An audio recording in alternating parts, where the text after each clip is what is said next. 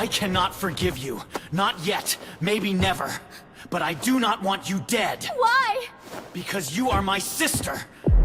The cobblestones were wet. I remember that because my face was pressed against them. Roy stood in the doorway above me, adjusting his collar like a man who had just finished a chore. He did not look down. He had already looked down enough for one conversation. The guildmaster of the Craftsmen's Guild had kicked me out of his building with both hands and one boot. And now he was straightening the front of his coat as if I had wrinkled it on my way through the door. I had asked him why. That was the part that stayed with me, not the pain in my ribs or the cold on my cheek, but the asking. I had stood in front of his desk and said the words plainly. I reminded him that I had repaired the royal palace's antique clock, the one no licensed craftsman in the capital could touch. I told him I had earned my place. He told me a clock user had no place. My skill took work from craftsmen with real magic tool abilities. I was a niche repairman in a guild built for professionals. Then he called his son Cole's name once, as if the boy were waiting in the next room for the seat to be warm. I understood it then. He had not expelled me because I was useless. He had expelled me because his son could not compete with me, and the royal palace contract was the kind of prestige a guildmaster's heir needed on his record. Roy wanted to install Cole on the jobs I had already proven I could do.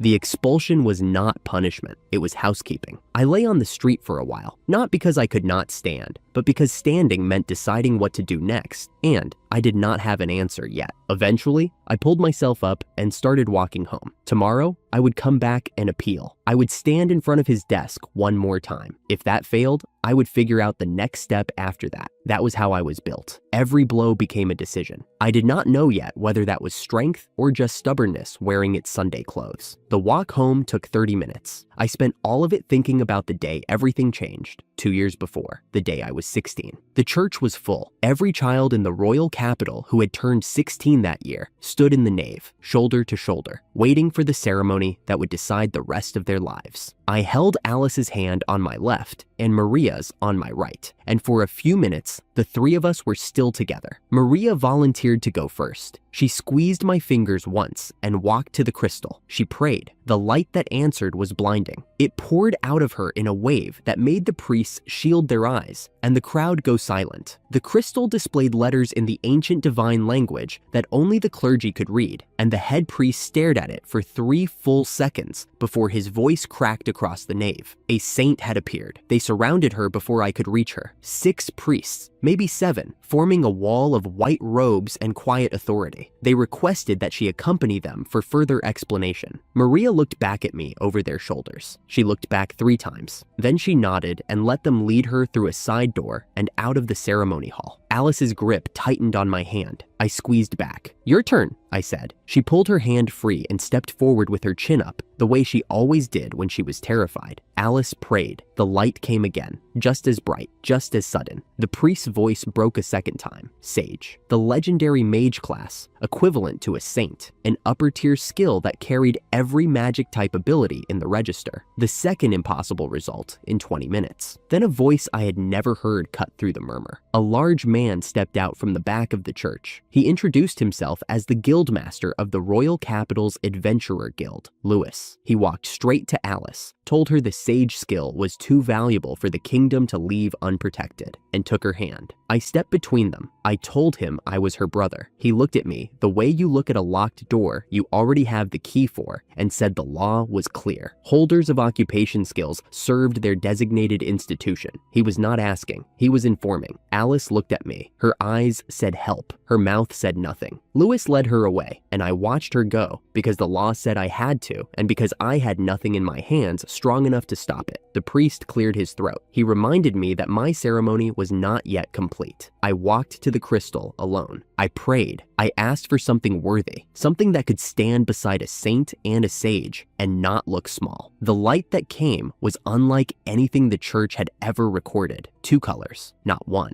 2 distinct ribbons of light that wound around me and overflowed the nave, brighter and larger than Maria's revelation, brighter and larger than Alice's. The priest stumbled backward. Children in the front row covered their eyes. The light poured through the arched windows and lit the courtyard outside. Then it stopped. The crystal displayed letters. The priest leaned forward, squinting. He opened a reference book. He turned pages. He closed the book, opened it again, and ran his finger down a column that clearly did not have what he was looking for. He straightened up and addressed the hall. Clock user, a unique job skill, the first of its kind ever confirmed, meaning, as far as the priest could determine, one who handles clocks. I asked him what it did. He told me he had absolutely no idea. The crowd was silent, not the reverent silence they had given Maria or the stunned silence they had given Alice. A different silence, the kind that fills a room when people do not know whether to laugh or look away. I stood in the center of it, two colors of light, stronger than a saint and a sage combined, and the label the world gave me was clock repairman. No one came to escort me anywhere. 1 month later, Maria's father arrived at our house. His name was Glow Florence. He ran the Florence Trading Company, the largest magical tool dealer in the capital. The engagement between Maria and me had been his idea originally, arranged when we were 10, because my talent as a magic tool craftsman was worth investing in early. That talent now had a different label. Glow sat across from me in our parlor, with his hands folded, and explained, in the measured voice of a man discussing a failed contract, that the engagement was dissolved. His reasoning was simple. A clock user was a clock repairman. A clock repairman did not have the social currency to justify a connection to the Florence Trading Company. The church was pressuring Maria's family to align with strategically useful partners. Continuing the engagement would invite, as Glow put it, misfortune. Maria stood behind her father's shoulder. She was not crying. She looked like someone who had already cried and now had nothing left to do but stand still. She apologized. She told me the church had made it clear that staying connected to me could cause me harm. She was trying to protect me by letting go. I did not beg. I did not argue. I had already spent the month learning that arguing with institutions was like pushing against a river. The water does not notice. What I did was make a promise. I told her I would become the greatest clock technician the world had ever seen, respected by everyone. And when I had, I would come back for her. Glow looked at me the way you look at a child who says he will fly. Maria looked at me the way you look at someone you need to believe. I will wait, she said, no matter what happens. We parted on that. A vow made by a boy with nothing, heard by a girl who could not stay. It was not triumphant. It was what I had left. Another month. Alice came to dinner and announced, in that too casual voice she used when she was terrified of the answer, that Lewis had proposed adopting her. The logic was clean. The sage skill attracted jealousy and exploitation. As the adventurer guildmaster's adopted daughter, she would have the status of a noble's child, which meant protection and access. Lewis could shield her from dangerous assignments. I told her she should do what she thought was right. She flushed and insisted it was not about me. She said she wanted the opportunity, that it had nothing to do with protecting me or helping me. She was lying, and I knew it, and she knew I knew it, and neither of us said so. Serena agreed. If I thought it was fine, then it was fine. She trusted my judgment. Alice took a month to decide. Then one morning, she packed a bag and left for Lewis's mansion. I stood at the door and told her I supported her. She told me again that this was for her own sake, not mine. This time, the thought landed quietly. It was too indirect, and it did not reach him, but it reached me. I just could not say so without making it harder for her to leave. 6 months passed. I built a reputation one clock at a time. The guild gave me the shabbiest workshop in the corner of the building, the one no one else wanted, and I turned it into the busiest room in the hall. Nobles sent their clocks to me because no one else could diagnose what was wrong as fast or fix it as cleanly. My clock user skill gave me tools no conventional craftsman had. Appraisal to read the problem, storage to pull parts from a spatial pocket, operation to test the mechanism without external power, stop to freeze it for transport, perception to sense approaching visitors by the clocks they wore. I was good. Good enough that a count sent me his household's large mechanical clock, and I had it repaired in under an hour. Count Edmund arrived to see the work himself. He was tall, well-dressed, and genuinely impressed. He asked me to recreate the pre-repair state using my generation skill so he could watch the process. I produced a temporary magical copy of the broken clock and walked him through every step. He praised the work. Then he said something I had heard before in a dozen variations. It was a waste, he told me, that someone with my hands had ended up as a clock user when I could have been a magic tool technician the whole kingdom would fight over. I told him I would work hard to become a fine clock user regardless. He nodded. The way people nod when they have already decided the conversation is sad. At lunch, I realized I had forgotten my bento. Before I could decide whether to buy something, I sensed a familiar clock presence approaching. My mother, Serena, carrying the watch I had repaired for her years ago. She burst through the workshop door with the bento held out and a gentle scold on her lips. She patted my head the way she always did, as if I were still 12. Then she saw Edmund standing behind me. She froze. Her cheeks turned red. She stammered something about having to leave, pressed the bento into my hands, and fled. At dinner that night, she told me she had fallen in love at first sight. I understood. Serena had been a single mother since before I was born. She had put her own life on hold for years, raising Alice and me, suppressing every romantic impulse until we were old enough to manage. Now, Alice was gone. I was working. In her mind, the burden was lifted. She asked for the man's name. I told her he was Count Edmund, a nobleman. She decided on the spot to apply as his live-in maid. I told her to do as she liked. A few days later, she was hired. She packed a small bag, hugged me at the door, and left for the Count's mansion. I closed the door behind her and stood in the hallway of an empty house. No guild backing, no fiancé, no sister, no mother. The walls were the same walls I had grown up inside, but the rooms had the particular silence that happens when furniture is still there, but the people are not. I was 18.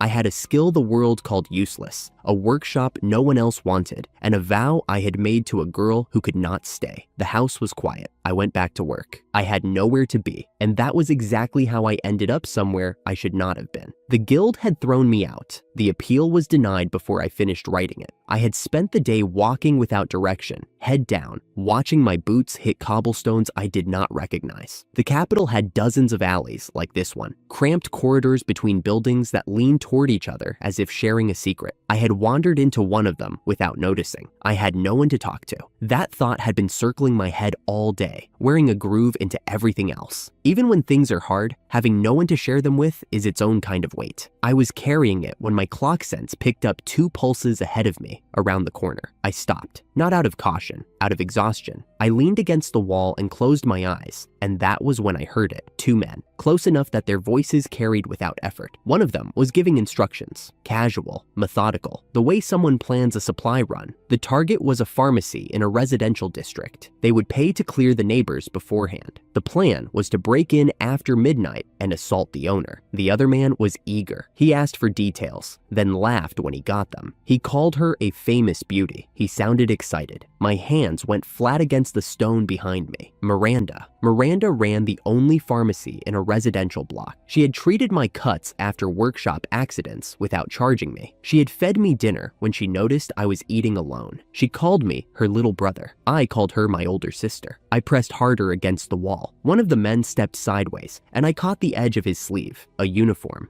dark blue with a brass pin on the shoulder. Police. I stopped breathing. The officer at the desk looked at me like I had tracked mud onto his floor. I told him everything. The alley, the conversation, the target, the pharmacy in the residential block. I told him one of the men was wearing a police uniform. His expression did not change. He asked my name, my occupation, my guild affiliation. I had no occupation. I had no guild. I was an 18-year-old with a skill the church had labeled clock user, and that label sat in every official file attached to my name. He leaned back in his chair. In a world where skills guaranteed work, being unemployed was not just unusual, it was suspicious. An unemployed man with a useless skill was making accusations against a uniformed officer. He told me to go home. He did not write anything down. I stood there. I asked him again. I told him Miranda would be attacked tonight. He told me I should probably stop wasting everyone's time. He watched me, waiting for me to leave. I turned and walked out. The door shut behind me. I had one option left. I went myself. I waited in the shadow of the building across from Miranda's front door. The street was empty. The neighbors' windows were dark. Someone had paid for that. Midnight came and passed. Then a figure appeared at the end of the block, walking with the unhurried confidence of a man who owned the street. He was tall, uniformed, and I recognized the brass pin on his shoulder from the alley. Guard captain, the highest-ranking police officer in the district. He crossed the street and put his hand on Miranda's door. I stepped out of the shadow. I shouted, I shouted as loud as I could, a single wordless yell that cracked the silence and sent it scattering into every window on the block. Lights came on. A neighbor opened his shutter and looked down. The guard captain turned. He was not surprised. He looked at me the way a man looks at a piece he has already placed on the board. He punched me in the face. Hard, precise. The kind of blow from someone who had practiced on people who could not hit back. I hit the cobblestones. I tasted blood. Before I could stand, he was on top of me. His boot landed on my back and pressed me into the street until my ribs ached against stone. He kicked me once, then held me down with his full weight. When the neighbor called down asking what happened, the guard captain answered in a voice I will never forget. Calm, official, rehearsed. He sounded like he was reading from a report that had already been filed. He told the neighbor he had caught the suspect in the serial assault cases that had been terrorizing the residential districts. The serial assaults. The ones the police had been investigating for months. He was pinning them on me. I tried to speak. His boot pressed harder. I heard the neighbor say he would call for backup. More lights turned on, and then Miranda's door opened. She stood in the doorway. She looked at me on the ground, held down by a police officer, surrounded by accusations I could not answer. She said my name, just my name, a question she had already answered for herself. Everything went dark. I woke up in a cell. The bruises on my back had turned dark. 3 days passed. I spent them sitting on a stone bench, staring at a wall, replaying every moment from the alley to the street. I told myself the trial would fix this. The trial was a system, and systems worked on evidence. I had none against me because I had done nothing. On the third morning, a guard shoved the door open,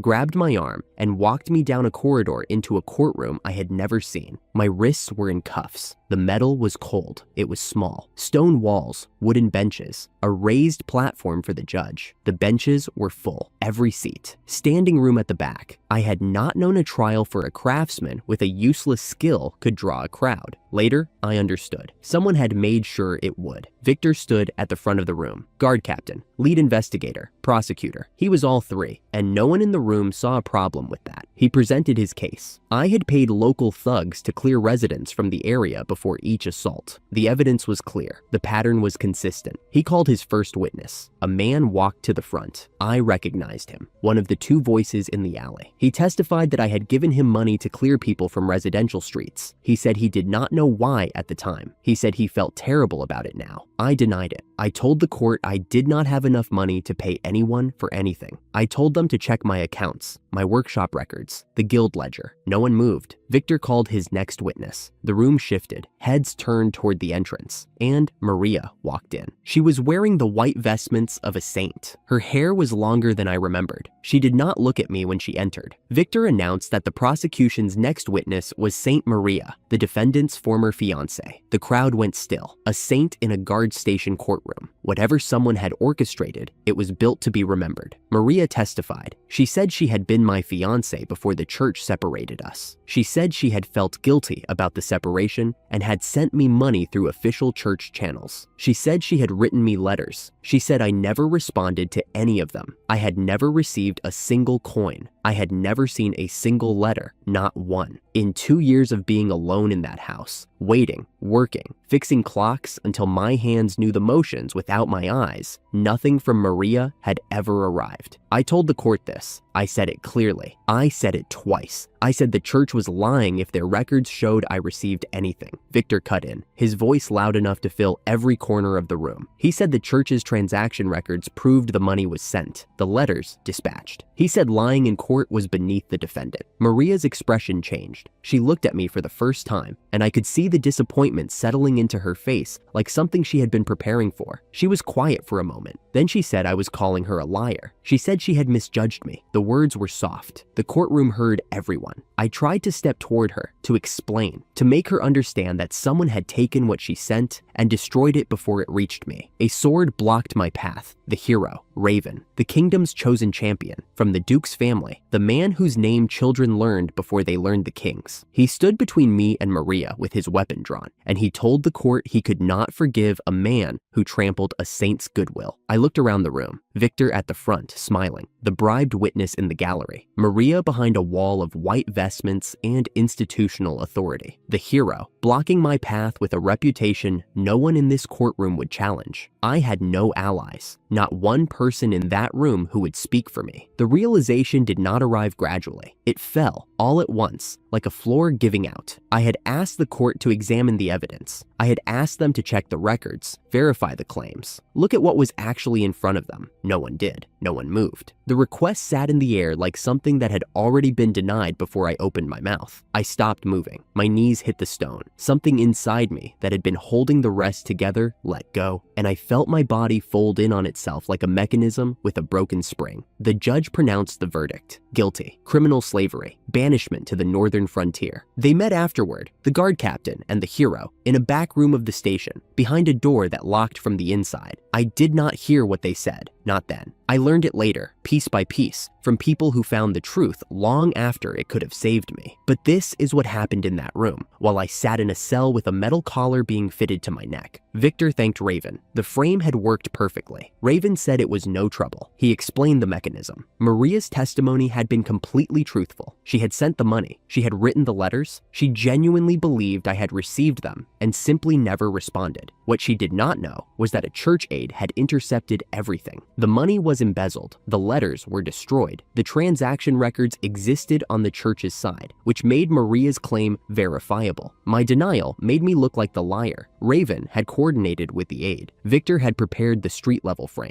Between them, they had manufactured every piece of evidence the court needed. Victor asked what Raven got out of it. Raven smiled. He said a heartbroken saint would need consoling. He said he was happy to provide it. They laughed. They shook hands. They walked out of the room in opposite directions, and neither of them looked back toward the cells. The collar was steel. It sat against my throat like a second jaw. They fitted it the morning after the verdict, and the weight of it never became familiar. I traveled north for weeks. The roads narrowed. The trees thinned. The air went from cool to cold to something that bit through clothing. Norththoria, the kingdom's northern frontier, the last settlement before the dungeon territory began. They handed me to the Adventurers Guild like a piece of equipment being transferred between departments. A knight from the capital explained to a guild clerk that I had committed a serious crime, that the church had pushed for swift sentencing, and that my assignment was dungeon labor. The clerk asked my name. I gave it. Owen. His face changed. He left the room and came back with the guildmaster. The guildmaster looked me over the way you examine a delivery you did not order. He said he knew who I was. He said the great sage herself, Alice Owen, had spoken about me on multiple occasions. She had called her brother useless, incompetent, a waste who relied on her for everything. I heard the words. I did not understand them. Alice, my sister, who had worn the pendant I made her to the skill ceremony, who had insisted her adoption was for her own sake, while her eyes said everything her mouth would not. Alice had called me useless. She had said it often enough that it had become common knowledge among adventurers across the frontier. The guildmaster told me the guild was harsh on useless people. He said my treatment would reflect that. He was right. For weeks, I carried luggage for adventurers heading into the dungeon. Heavy packs, crates of supplies, weapon cases that dug into my shoulders and left bruises on bruises. They kicked me when I was too slow. They hit me when I stumbled under a load twice my weight. They took my food when they felt like it. And since they felt like it often, I stopped expecting meals. My body thinned. My thoughts slowed. I learned to move without feeling and to obey without hearing, because anything else invited something worse. I had been convicted, collared, and transported across the kingdom, and none of that had prepared me for the specific weight of learning that my sister's embarrassed teasing had followed me here and been taken as professional assessment. I endured, not because I was strong, because I had stopped thinking about what came next. I just carried the next bag, took the next hit, walked the next step.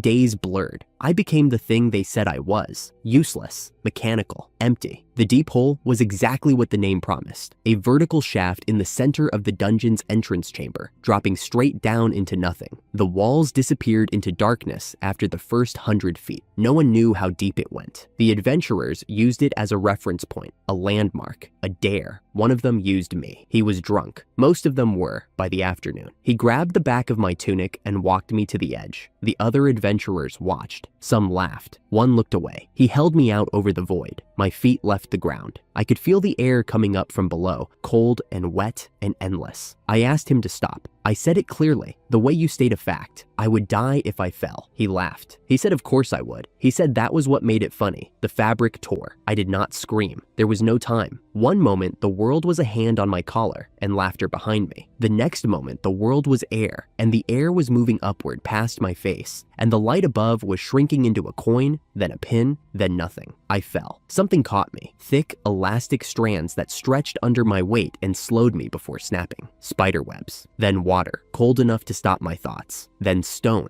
I was alive. I did not know how deep I had gone. I did not know which direction was up. I did not know if anyone above would report what happened, or if they would agree on a story and walk away. I lay on wet rock in absolute darkness and breathed. The collar was still on my neck. The air tasted like iron and wet stone. I was at the bottom of everything. Every person who had ever decided what I was worth had gotten what they wanted. The guildmaster who expelled me, the guard captain who framed me, the hero who sealed the verdict, the sister whose words had followed me further than she would ever know, the system that had processed me from ceremony to conviction to collar to this. I was at zero. The darkness was total. The silence was total. I lay still, and for a while, I was nothing at all. Then I heard water moving somewhere to my left. I turned my head. Somewhere in the dark, something was alive. I decided to be alive too. I woke to water on my cheek, not the stream below, a slow drip from the ceiling, tapping the same spot on my jaw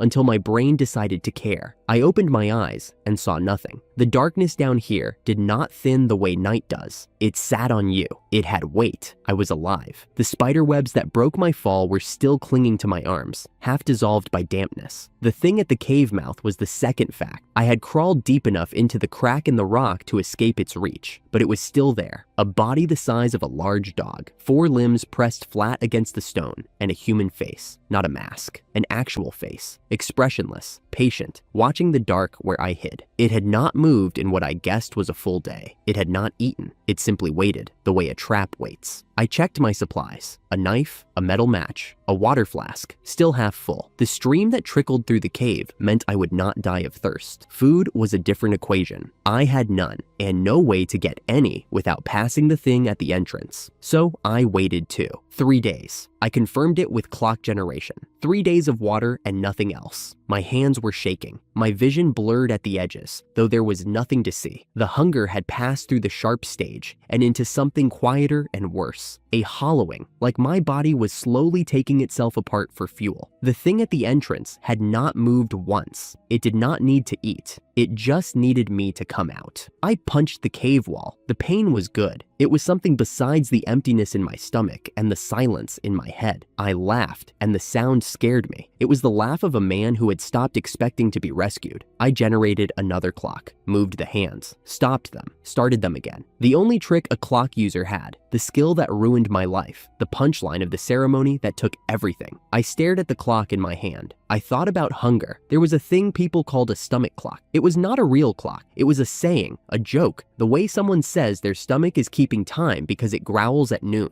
But my skill had never cared about what was real or metaphorical. It cared about what measured time. And a hunger cycle was a measurement. The body counts the interval between meals the way an hourglass counts sand. Rise, peak, crash, repeat. A rhythm, a clock. I pressed my hand to my stomach and activated clock stop. The hunger vanished. Not gradually, not like eating a meal that fills you over minutes. It was gone the way a sound stops when you close a window. One moment, my body was consuming itself. The next, it was not. My hands stopped shaking. The blur at the edges of my vision cleared. I sat there on the wet stone with my palm flat against my own ribs and felt nothing where the starvation had been. I did it again. Clock operation. I turned the hunger clock backward, past the 3 days of emptiness, back to a state before it had set in. My body settled into something like fullness, like having eaten a solid meal an hour ago. Then I stopped it there, locked it. Clock, stop on the hunger clock, fixing my body at peak nutritional state. I could not starve. I laughed again. This time it was real, loud enough that the thing at the entrance shifted its head in my direction. I did not care. The skill they called useless had just made starvation impossible, and if it worked on a hunger clock, then it was not limited to mechanical timepieces. Everything I thought I knew about what the skill could do was wrong. The next day, I started testing. I generated an hourglass. The sand hung in the air, frozen. I had tried hourglasses before the ceremony, back in the workshop when I still believed the skill only worked on gear-driven mechanisms. It had failed. Now, it did not. The sand obeyed me. I generated a water clock, a container with a slow drip. I stopped the flow. The water froze in place, suspended mid-drop. I could sense the liquid, feel where it moved, detect the pulse of anything nearby that held fluid, including the blood moving through the creature at the entrance, slow and thick and alien. I generated a sundial, a stick, and a light source, faint as a candle, casting a shadow on the cave floor. I could operate the shadow, move it, stop it, sense anything that cast a shadow under that light. Each discovery opened another door. The skill was not a room I had already explored. It was a corridor that kept going. The biggest door opened with the stomach clock. I could generate energy. Not food, exactly, but compressed cubes of something,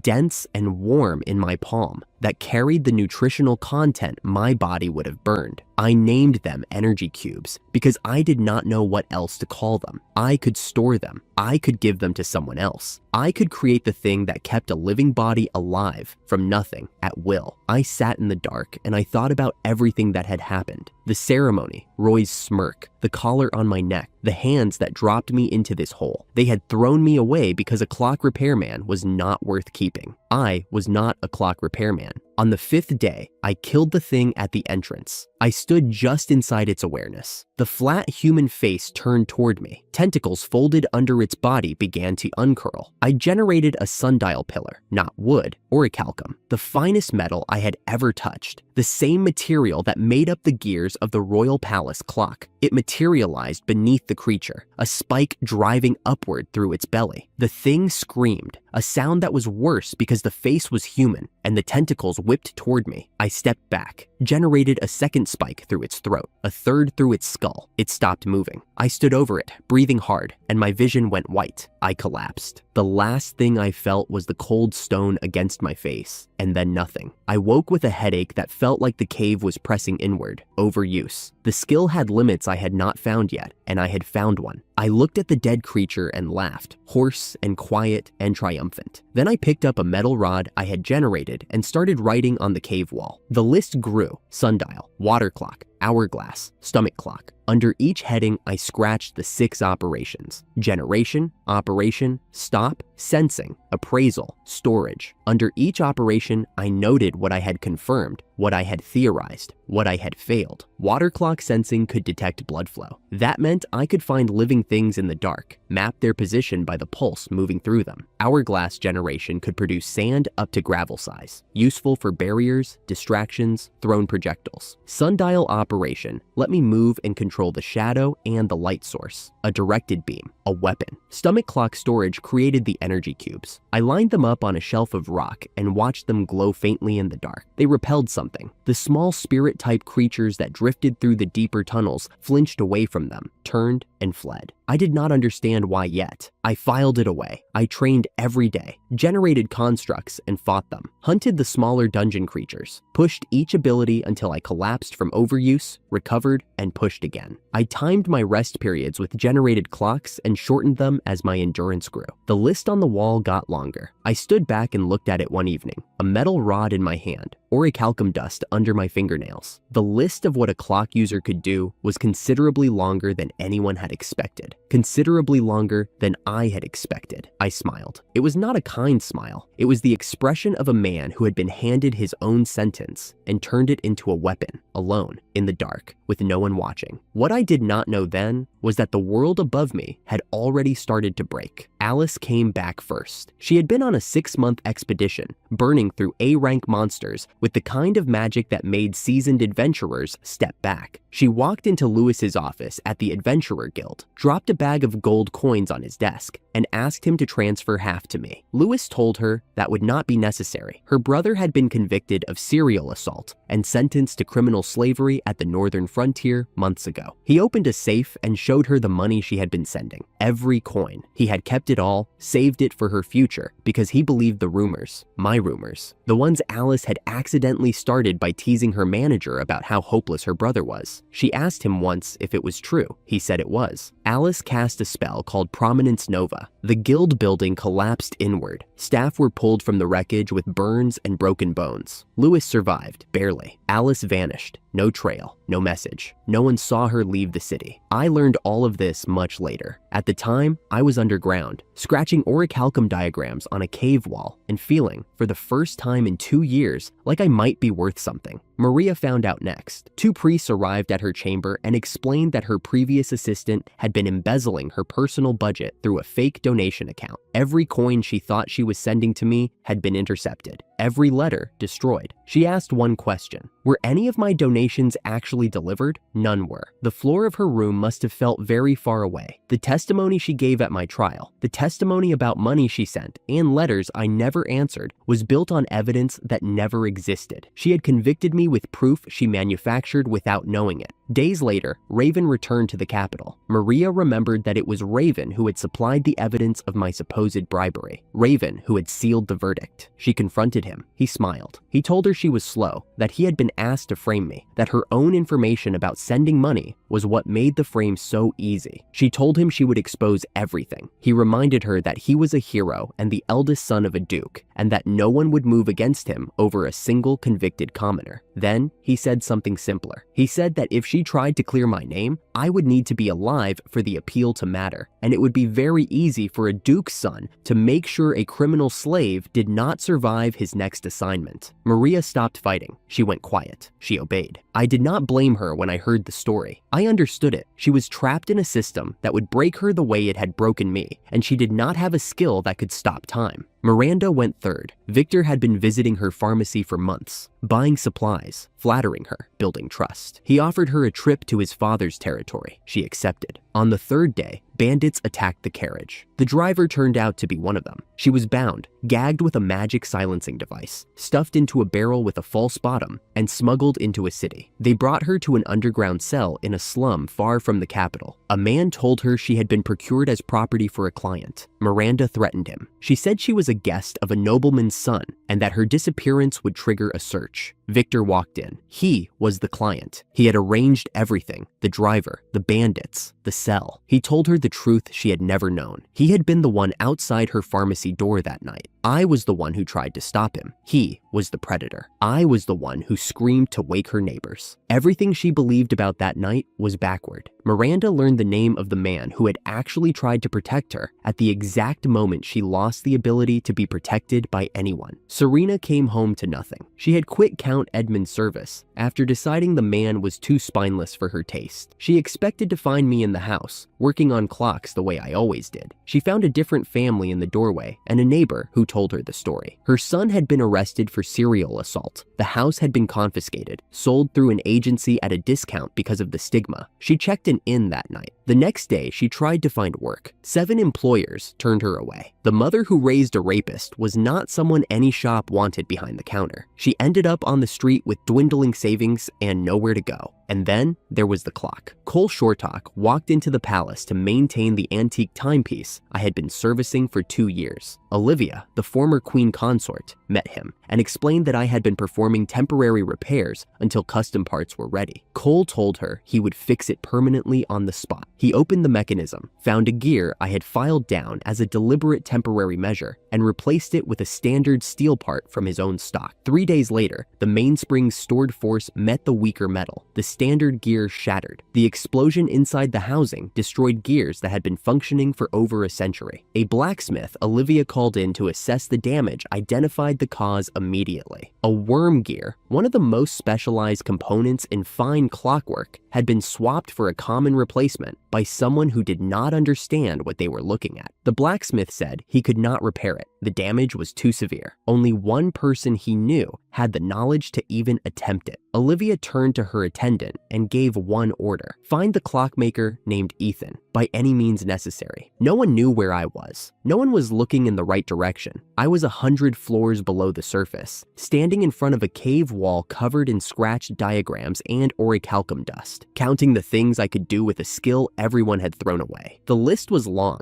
I was not finished adding to it. I stood in front of the wall I had carved my training records into and ran my hand over the last line. Every challenge was finished, every clock type mastered, every operation tested until the numbers meant nothing because the execution was automatic. There was nothing left to learn in here. The cave had been my classroom, my workshop, my prison, and my salvation. I had walked in starving and broken. I was walking out with a body that could generate orichalcum on command, perception that read the blood flow of living things through solid stone, and a storage space full of monster corpses worth more than most adventurers earned in a lifetime. I stepped out of the cave mouth. The air tasted different immediately, wider. The corridor stretched upward into the dark, and somewhere far above me was a sky I had not seen in over a month. Something moved. The first face monster sensed me before I saw it. That familiar low laugh came from the dark, the same sound that had paralyzed me the night I fell. It was not funny anymore. I closed the distance in a single step, generated an orichalcum blade, and cut the thing in half before its tentacles finished twitching. Two more charged from the shadows. I sidestepped the first and split it horizontally. The second turned and ran. I let it go. There would be more. The frog monsters were smarter. They pressed themselves flat against the ceiling and the walls, their skin shifting to match the stone, camouflage that would have fooled any eye. But I was not using my eyes. My clock perception read blood flow. As long as something had blood moving through its body, it was visible to me no matter what color its skin pretended to be. 7 of them. I generated water and compressed it into a blade thin enough to whistle. 7 cuts. 7 bodies hit the floor. A month ago, I had fainted after killing one of these things. Now I was walking through a room full of them the way a man walks through rain. Not angry about it, just wet. I kept moving upward. 3 days of climbing, sleeping in short bursts, killing what I had to kill. Nothing stronger than the face monsters appeared. The dungeon was testing me with its regular population, and the tests were not landing anymore. Then the corridor opened into a wide chamber, and a voice addressed me from nowhere. It introduced itself as the Elder Lace, guardian of the middle layer. It congratulated me on coming from below, said that was rare, and told me to prepare to die. I tried to read it with clock perception. Nothing. No blood, no heartbeat, no biological rhythm of any kind. It was the first time since I had entered the dungeon that my primary sense returned blank. Spirits did not have clocks. They were not alive in any way my skill could recognize. The thing threw purple flame. I blocked with an orichalcum shield. The fire hit the metal and scattered, but the heat seeped through. It was not ordinary fire. It felt like something corroding the air itself. I answered with a light sphere. The blast caught its arm and burned through it. It screamed. Good. Light worked. I threw a barrage, 6 smaller spheres in rapid succession, and everyone connected. The Elder Lace collapsed. I approached carefully. Too carefully and not carefully enough. The spirit surged upward and wrapped itself around my body. I felt the curse hit me like ice water running under my skin. It was trying to merge with me, possess me. It told me I would die from the curse and become its new vessel. More than half of its body had already sunk into mine when I reached for an energy cube on instinct, not strategy, desperation. I pulled one from storage and swallowed it. The Elder Lace screamed in a way I had never heard anything scream. It ripped itself out of me like the cube was a hot coal pressed against its entire being.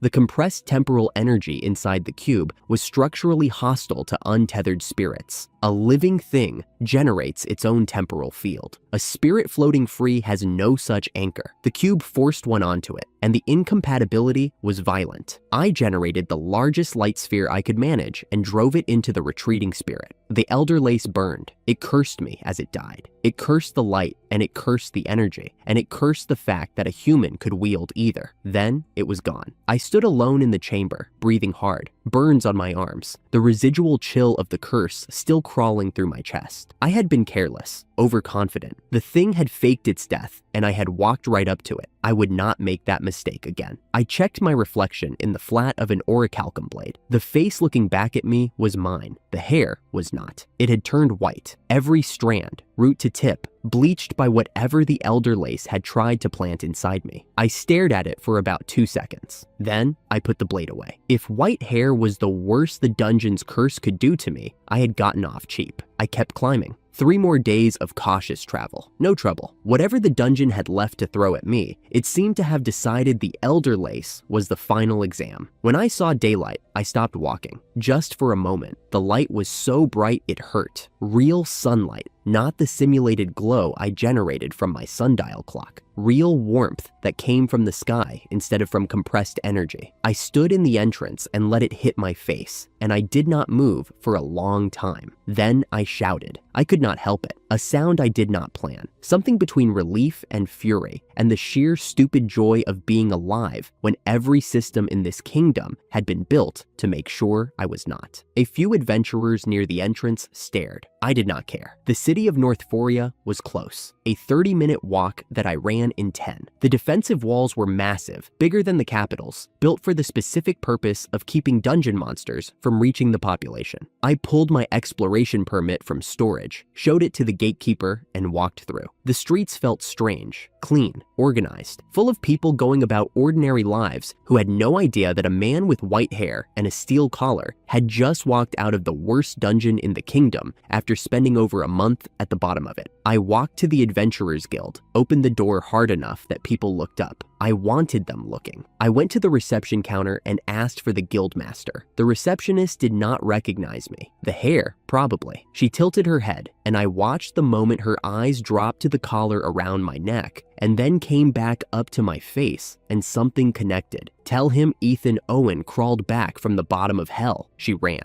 Gavin appeared within minutes. He looked at me. He looked at the collar. He looked at my hair. Whatever he had been expecting, this was not it. He asked me to explain. I did, plainly. No embellishments, no self-pity. I told him exactly what had happened. I had been assigned as a luggage porter to a group of adventurers. They had abused me daily. One of them had dangled me over the edge of the deep hole as a joke. My clothes tore. The joke became real, and I fell. The report on file told a different story. It claimed I had panicked during a monster attack and fallen off a cliff. Gavin read it aloud, and I corrected every line. If I had panicked, why was the party's luggage mostly intact? If monsters had attacked, where were the combat injuries the party should have reported? The report did not survive contact with the questions. One of the adventurers from that party was in the guild hall. He heard me talking and decided the best course of action was to shout that I was lying. Then he drew his sword. I caught his wrist before the blade cleared the scabbard, twisted his arm behind his back, and set him on the floor. One motion. I did not hit him. I did not need to.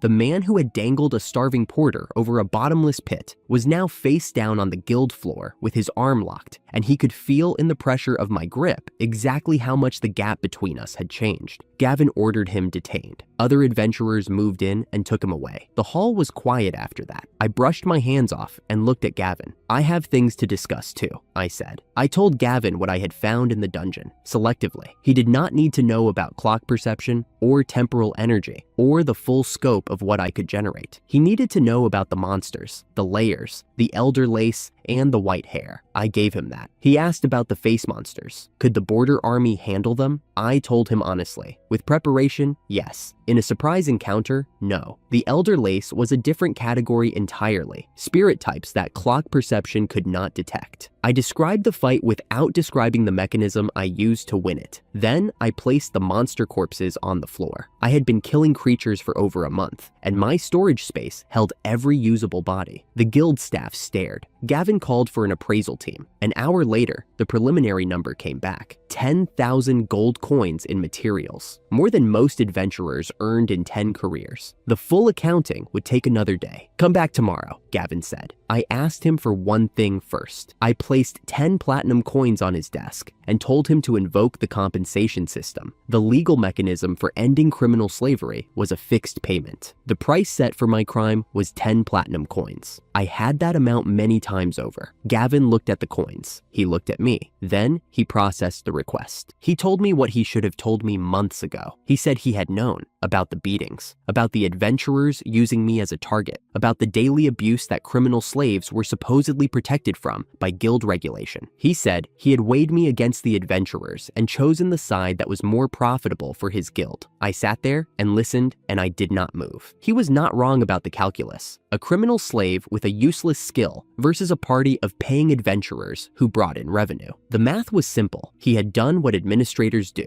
He had run the numbers and decided that one person's suffering was an acceptable cost of doing business. "At least let me apologize," he said. "I am sorry." I accepted the apology. I told him I understood his reasoning. Then I told him, clearly, that I did not forgive him. Understanding and forgiveness were not the same thing. He had chosen, and the choice had consequences. And one of the consequences was that the man sitting across from him would remember the choice for as long as he lived. He nodded. He did not argue. Then the steel collar around my neck shattered. It did not unlock. It did not slide open. The magical construct that held it together recognized the institutional release, and the metal broke apart and fell to the desk in 2 pieces. The sound it made was small, a quiet snap, like a twig breaking underfoot. Nothing dramatic, nothing loud, but the weight that came off my neck was not the weight of steel. It was the weight of every hand that had shoved me, every boot that had kicked me awake, every laugh that had followed me down the corridor of the frontier barracks. The weight of a trial where the man who framed me served as lead investigator. The weight of a fiancee standing at the witness stand, saying things she believed were true because no one had told her they were lies. The weight of a collar that told every person I passed that I was less than them, that I had been measured and found guilty, that the system had spoken. The system had just unspoken. I had paid my own way out with the bodies of creatures from the dungeon that was supposed to kill me. No one had rescued me. No one had intervened. I had walked into the dark, built myself into something the dark could not break, and walked back out, carrying enough proof to buy my own life back. I sat in that chair with the broken collar on the desk in front of me, and I did not speak for a long time. Something in my chest loosened. Something I had not known was tight. I breathed, and the air tasted different. Not the cave-stale air of the dungeon, not the fear-sharp air of the trial, just air, the same air everyone else breathed. For the first time in over a year, I was breathing it as a free man. I came back the next morning. The receptionist called me Sir this time. I noticed. I did not comment on it, but I noticed. A day ago, I had been a caller. Now, I was a Sir. Gavin had the full appraisal ready. 18,350 gold coins, 183 platinum, and 50 gold. He said it with the expression of a man delivering news he still did not entirely believe. He told me it was the highest single haul appraisal in the history of the North Foria Guild. He also told me they could not pay it in cash. I needed a bank account. My old one, through the Craftsman's Guild in the capital, had been frozen the day I became a criminal slave. Gavin suggested I register as an adventurer to open a new account. I agreed. He told me he had already processed the registration. Then he slid something across the desk. It was a guild card, but it was not copper or silver or gold or even platinum. It was black, adamantite, heavier than the other cards, but not by much. I turned it over. My name was on it, Ethan Owen. The rank designation below my name was 3 letters I had never seen on a guild card before, SSS. Gavin explained it like a man who had been waiting all morning to explain it. The guild's ranking system started at F for new registrants and climbed through E, D, C, B, A, S. Above S, the charter listed SS and SSS as theoretical maximums. Theoretical because no one had ever qualified. The rank was calculated mechanically, based on demonstrated achievement, the depth reached, the creatures killed, the floor boss defeated. My record in the deep hole exceeded every metric the system had for every other adventurer who had ever registered at any guild in the kingdom. The card was black because there was no color for what I was. Red, orange, green, blue, gold, platinum. Those were the colors. The system had run out of them before it ran out of me. Gavin brought in a high-grade status measurement device. I placed my card in the slot and gripped the bar. The device hummed. Gavin told me that even an S-rank adventurer rarely had more than 1 stat at S level. I had exceeded S in every category. The device could not classify my skill. It returned an error where the skill name should have been, because the system had no framework for what clock user actually did. I looked at the black card in my hand. I had been given a lot of labels in my life: clock repairman, useless skill, criminal, slave. None of them had come with a card this heavy. None of them had been earned in a place this dark. It felt lighter than it should have. That was fine. The things that mattered usually did. Gavin arranged the meeting. The next morning, a carriage arrived at the inn where I had spent the night. Gavin was already inside. During the ride, he apologized again. Not the formal guildmaster apology from the office. Something smaller. He said he had been a coward. He said the guild's profit margin was not worth what they let happen to me. He said he had carried it since the day he filed the abuse reports he received and did nothing with them. I looked out the window. The countryside around North Foria was flat and sparse. Nothing like the capital's lush farmland. Border territory. Hard ground. Hard people. You already apologized, I said. I know. I needed to say it again, where no one else could hear it. I did not respond to that. There was nothing to respond to. He had made his choice and lived with it. I had made mine and survived it. We were not even. We would never be even. But we could work in the same direction, and that was enough. He mentioned that I seemed comfortable for someone about to meet a count. I told him I had been a top clockmaker in the capital. I had worked in the royal palace itself. Noble settings were not new to me. They were just rooms with better furniture and worse honesty. The manor was exactly what I expected. Clean stone, polished wood, a butler who moved like he had been trained to be invisible. We were led to a drawing room and told to wait. Marcus entered with his son. The count was a man with a gentle face and careful eyes. His son Kurt was a child who looked at me with open fascination, eyes wide, practically vibrating. "Nice to meet you,"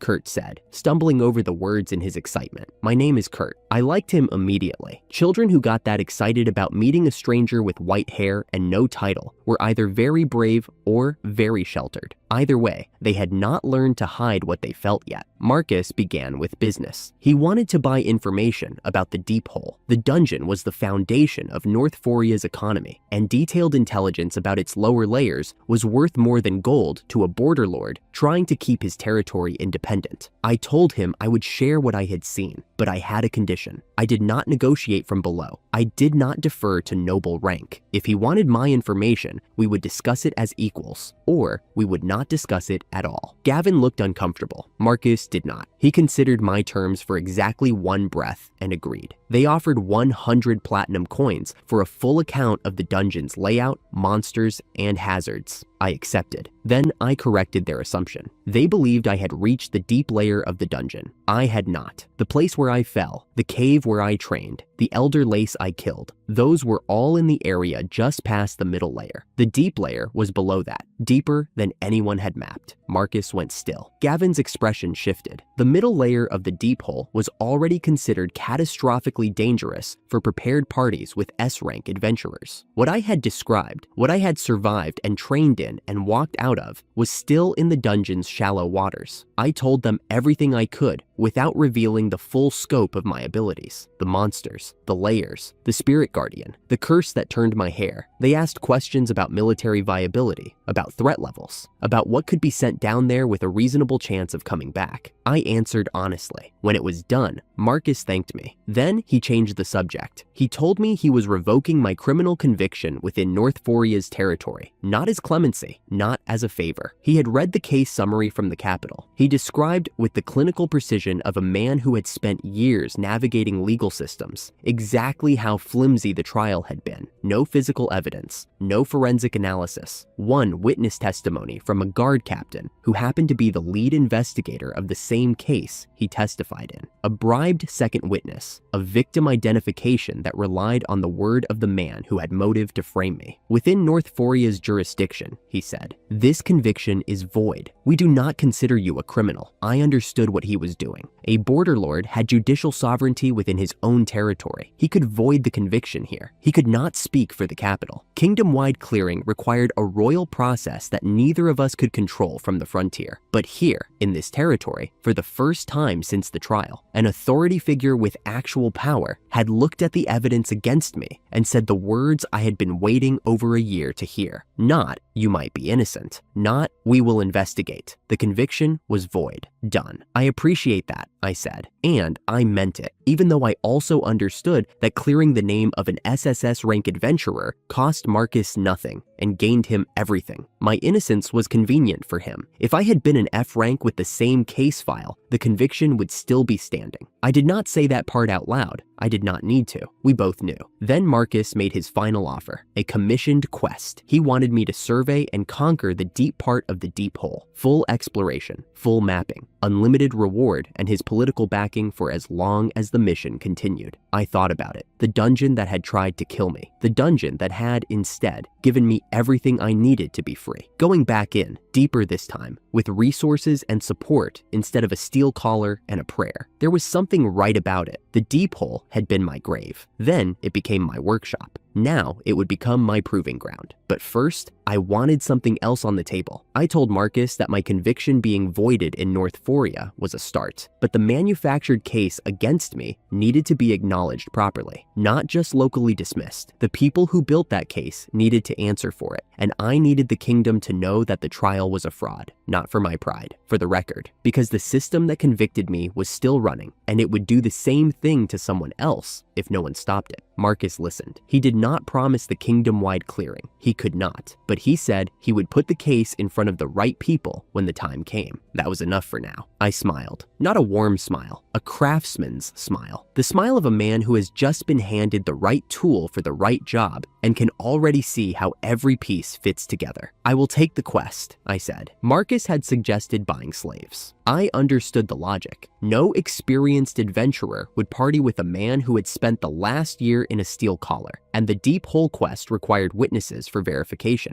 Servitude contracts meant guaranteed loyalty. It was cold math, and I was good at cold math. The slave trader bowed low when I entered. He showed me every candidate he had: fighters, scouts, support types. I rejected them all, not because they were beneath me, because the deep hole would eat them alive, and I would be carrying corpses instead of clearing floors. I changed my criteria. Forget strength. I would train whoever I found. What I needed was someone compatible and obedient enough to survive the process. The trader hesitated. He mentioned a status slave, a girl. She had a job skill that made her a slave by law. The skill was called heretic. I told him to bring her. She was sitting on the floor in the corner, thin enough that her collarbones pressed through her skin like ridges on a washboard. Dirty, bruised. The rags she wore could not be called clothes. She smelled like she had not been allowed to bathe in weeks. I looked at the trader, he explained. The law required harsh treatment for anyone with a heretic class skill. It was not cruelty, he said. It was regulation. Something in me went very quiet. The kind of quiet that comes right before a decision finishes making itself. I had spent a year in a slave collar because someone decided my skill was worthless. This girl had spent her entire life in worse because someone decided her skill was evil. The church labeled her. The state enforced it. The trader followed orders. And nobody, at any point, had asked what the skill actually did. I bought her. She flinched when I knelt in front of her. She flinched harder when I asked her name. Not because she was afraid of the question, because nobody had ever asked it. In her entire life, not one person had looked at her and wondered what to call her. They knew what she was. That had always been enough. Clara, she said. The word was so small it nearly vanished before it reached me. I told her it was a beautiful name. I told her I would not hurt her. I told her I would crush anyone who hurt her because of her skill. She stared at me while I said it, and I could see her trying to find the trick, the angle, the part where this stopped being real. She did not find it because there was nothing to find. I hugged her. She was filthy and she smelled terrible, and she weighed almost nothing. She flinched once more. Then she stopped flinching. Her hands stayed at her sides. She did not hug me back. She just allowed it, like a person standing in rain for the first time and not yet knowing whether it was safe to look up. "Thank you," she whispered. Kurt nearly knocked the front door off its hinges coming to greet us. He offered the manners bath without being asked. I carried Clara there because she could barely walk. She was 17. I had assumed she was a child. The malnutrition had taken years from her body and put them nowhere useful. When she told me her age, I stood very still for a moment, recalibrated everything I had assumed, and promised her I would not do anything improper. She asked why I would not use slave commands. I told her I wanted her to have as much freedom as the contract allowed. She smiled. It was the first time I had seen her face do that. It looked like something her muscles had forgotten and were relearning in real time. I pulled an energy cube from clock storage and set it in front of her. She stared at it. I told her it was compressed life energy, that it would help. She looked at me with the expression of someone who has been told to jump off a cliff by the only person who has ever been kind to them. Then she ate it. The cube dissolved in her mouth. Her body heated. A faint glow spread from her chest outward along her skin, and I watched something I had only ever done to metal and clockwork happen to a living person. Her arms filled out, the bruises faded. Her hair, which had been dull and brittle, turned a clean bright blonde that caught the candlelight. In less than a minute, she went from a starving girl to someone who looked like she had been sleeping and eating well her whole life. I showed her a mirror. She touched her own face like she was meeting someone new. Her fingers traced her cheekbones, her jaw,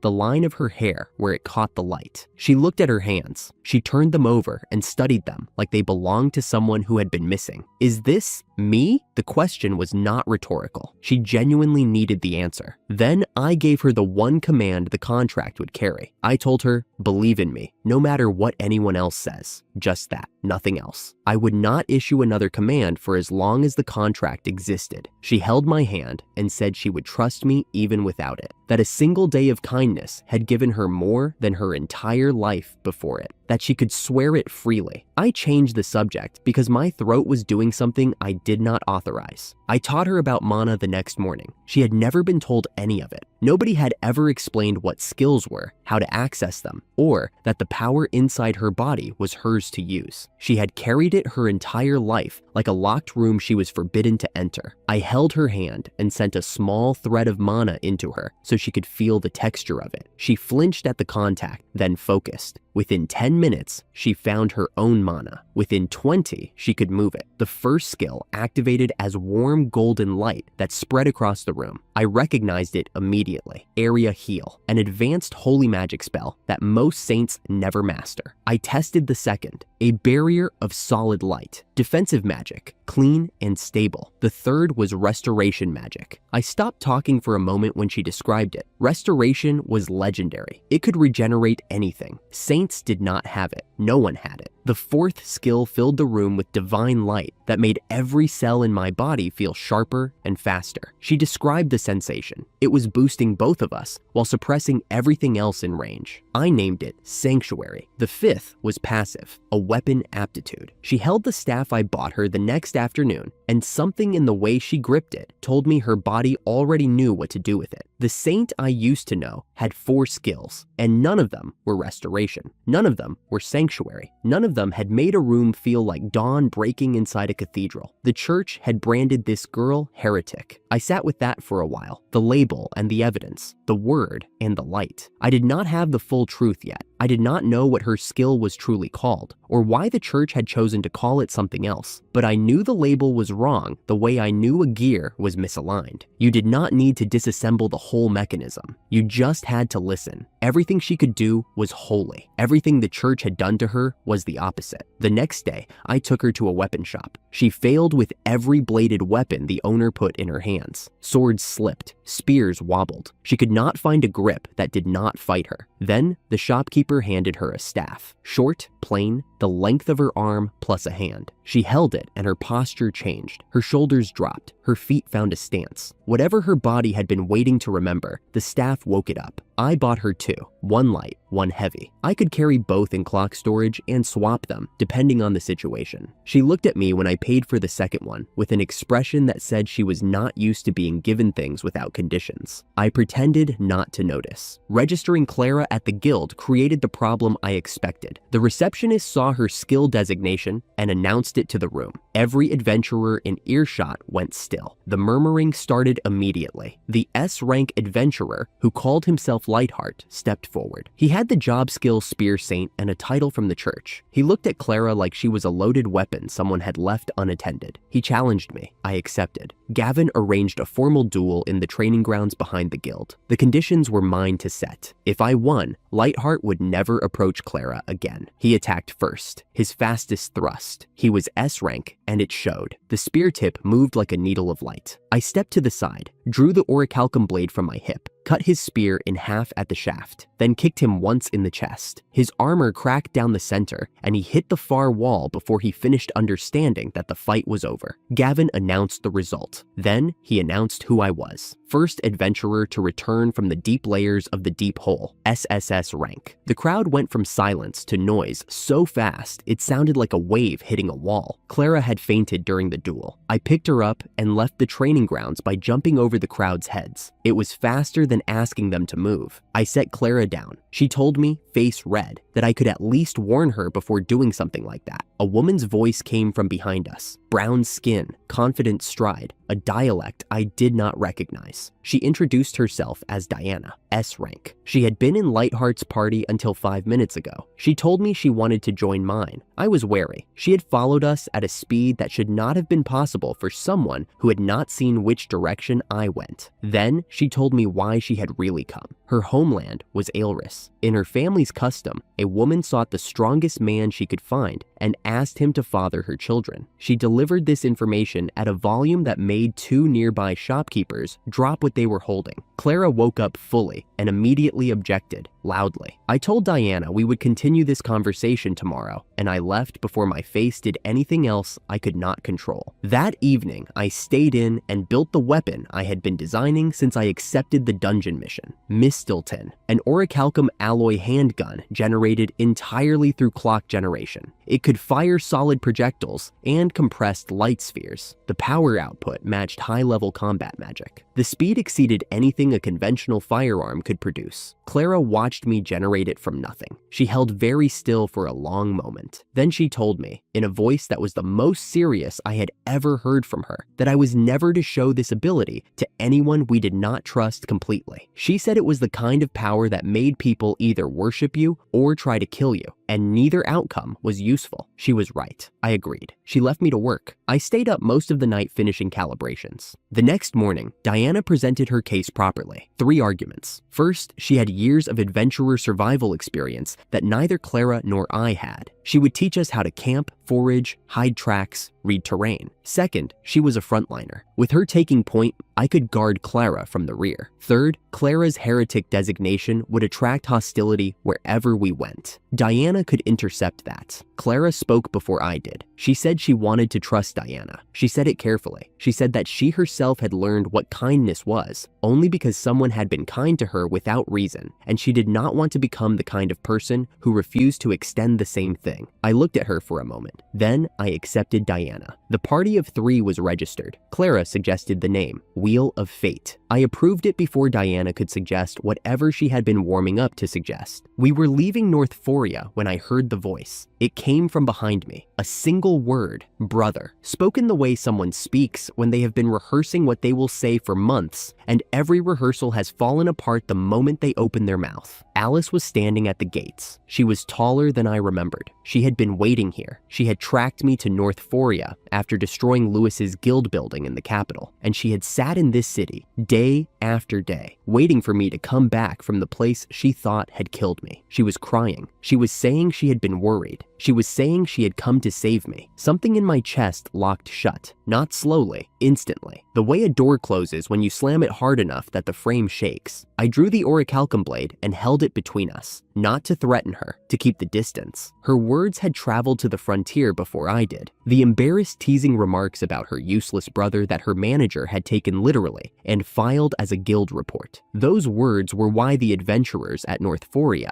had known I was worthless before I arrived. Those words were why the labor assignments put me at the bottom. Those words were why the man who dangled me over the abyss felt nothing when he let go. I said all of it, flat, specific. Every sentence built like a damage report from a clock I could not repair. The rumors she thought were harmless teasing, filed as fact by a guild manager who did not know any better. The adventurers who had arrived at the frontier already knowing I was useless. The labor details that put me at the bottom because someone's sister had confirmed it. The drunk who dropped me into the abyss with no more hesitation than tossing out trash, because the word from the capital was that trash was exactly what I was. I did not raise my voice. I did not need to. Every word landed because every word was true. Then I told her to never appear before me again. I said seeing her made me sick. She collapsed. Her legs folded under her, and she sat on the road and cried the kind of cry that has no strategy behind it, just noise and grief. Clara stepped between us. She bowed to Alice. She asked her quietly to give me time. Diana said nothing. I turned and walked. The party followed. Behind us, on the road in the bright morning sunlight, Alice was still sitting where she fell. I did not look back. I was not in the capital when it happened. I learned about it weeks later in pieces, from Marcus, and from reports that filtered through the Frontier Communication Network. But this is how it went. The king summoned Raven and Maria at sunset. They knelt. He did not tell them to rise. He told them a story first. His grandmother had owned an antique clock, a mechanical piece from her homeland, one of the last relics of a country that no longer existed. A young craftsman had once repaired it, and the king's grandmother had spoken of that craftsman's hands the way other people spoke of swords or saints. That craftsman was me. The king let the name hang in the room. Then he told them what he knew. He had known about Raven's connection to Victor since before the trial. He had known the evidence was fabricated. He had known Maria's testimony was uninvestigated belief dressed as witness statement. He had watched. He had waited, not out of kindness, out of politics. Raven had only ever targeted commoners, and commoners did not move the throne. But then Victor targeted someone the royal family valued, and the machine that had always protected Raven turned the other way. They brought Victor in. He was barely standing. The king declared him the official scapegoat. 3 days of crucifixion, then beheading, then the head displayed for the capital to see. Raven begged. The sound of it, according to Marcus, was thin and rehearsed, the way a man begs who has never had to before and does not know how the words are supposed to feel. The king gave him a royal command. He was stripped of his hero title and sent to the war front lines against the Lustgard Empire as a criminal slave under Adventurer Guild command. Guards dragged him out. Maria did not beg. She accepted her sentence with 2 words: a remote monastery near the dragon's secret realm. Indefinite service. She had stayed silent when speaking would have mattered. The king called that what it was. I heard all of this sitting in Marcus's study, drinking tea that had gone cold. I did not feel triumph. I did not feel vindicated. I felt the specific thing you feel when someone fixes a clock you had already decided was broken beyond repair. The gears moved. The hands pointed somewhere real. That was enough. Roy received his warrant on the same day. The royal seal was on it.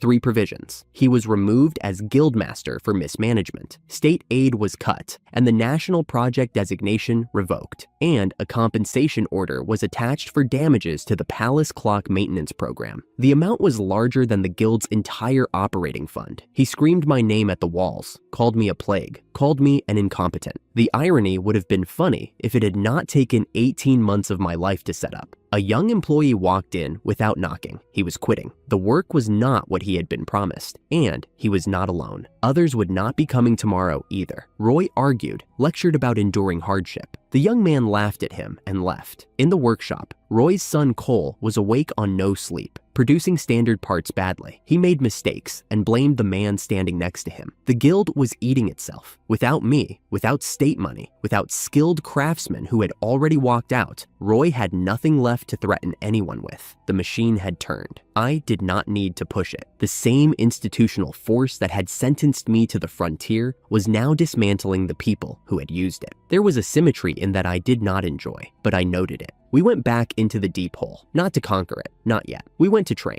Clara needed coordination drills in confined spaces. Diana needed to see how we moved together before she could teach us how to move better. And I needed to build the party's instincts against surprise attacks, because the deep hole did not give you time to think. The first floor was familiar. Skeletons, vampire bats, the same damp corridors I had crawled through alone months ago. It felt different now. I had people behind me. Diana disabled skeletons by cutting their legs out from under them. I shot the wings off a bat. Clara finished both with a burst of holy light that scattered bone and ash across the corridor floor. She was learning fast. Her aim was clean. On the second floor, the space opened up. Wide caverns, complex terrain, stalactites, and narrow bridges over drops that went all the way down. Diana explained the dangers with the casual precision of someone who had lost colleagues to each one. I sensed the presence on the first floor, something following us, not a monster. The pattern was wrong. Monsters did not maintain a consistent distance for hours. Whatever was behind us was human, and it was keeping pace without attacking. I told Diana. She nodded. If it follows us to the second floor, she said, It is either very good or very stupid. It followed us to the second floor. The first time Alice intervened, she killed a vampire bat that was diving toward Clara from a blind angle. She shouted a warning, fired a flame arrow that incinerated the bat in a single flash, then immediately retreated with a string of excuses about coincidence that a child would not have believed. The second time, she killed a black goblin before Clara could practice her counter. The third time, a skeleton. By the 17th time, I had stopped counting and started clenching my jaw so hard my teeth ached. I turned around. She was standing 30 paces back, half hidden behind a stalactite, her staff still glowing from the spell she had just cast. She flinched when I looked at her. I walked toward her. I did not shout. I told her she was a nuisance. I told her she was ruining Clara's training, which I had designed specifically for surprise attacks. I told her I had not asked for her help and did not intend to.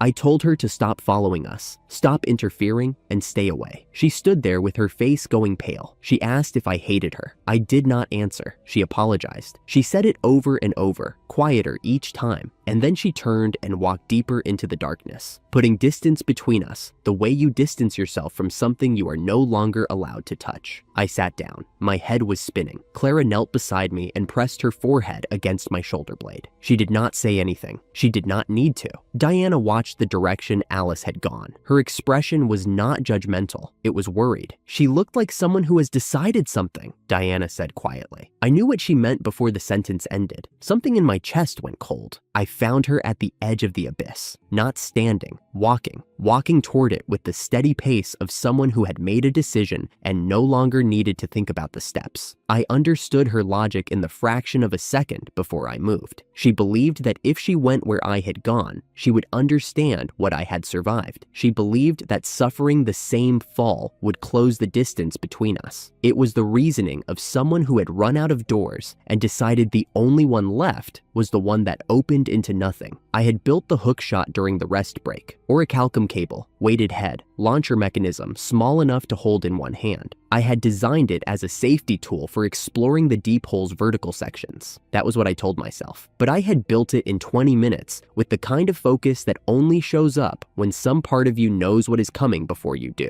I fired. The cable sang through the dark. For half a second, I watched it arc through empty space toward a girl who had already stepped past the point where the ground stopped, and every clock in my body, the ones I could control and the ones I could not, told me the same thing. You are not fast enough. The cable caught her around the waist. The weight of her body hit the line, and I braced my feet against a rock outcropping and hauled backward with everything I had. The orichalcum held. My shoulders burned. She came back from the edge in an arc, swinging toward me, and I caught her before she hit the ground. She was shaking, her whole body, not the shaking of cold or fear. This was the body's way of saying it had been ready to stop, and now it had to keep going, and it did not know how to switch back. Her hands were clenched so tightly, the knuckles had gone white. Her breathing was shallow and fast, the way a drowning person breathes when they surface, and their lungs have not caught up to the fact that there is air. I held the cable. I held her weight. I set her down on solid stone, and my hands did not let go of her shoulders until I felt the ground take her full weight and knew it was holding. Then I looked at her. I could not say the words the way I wanted to.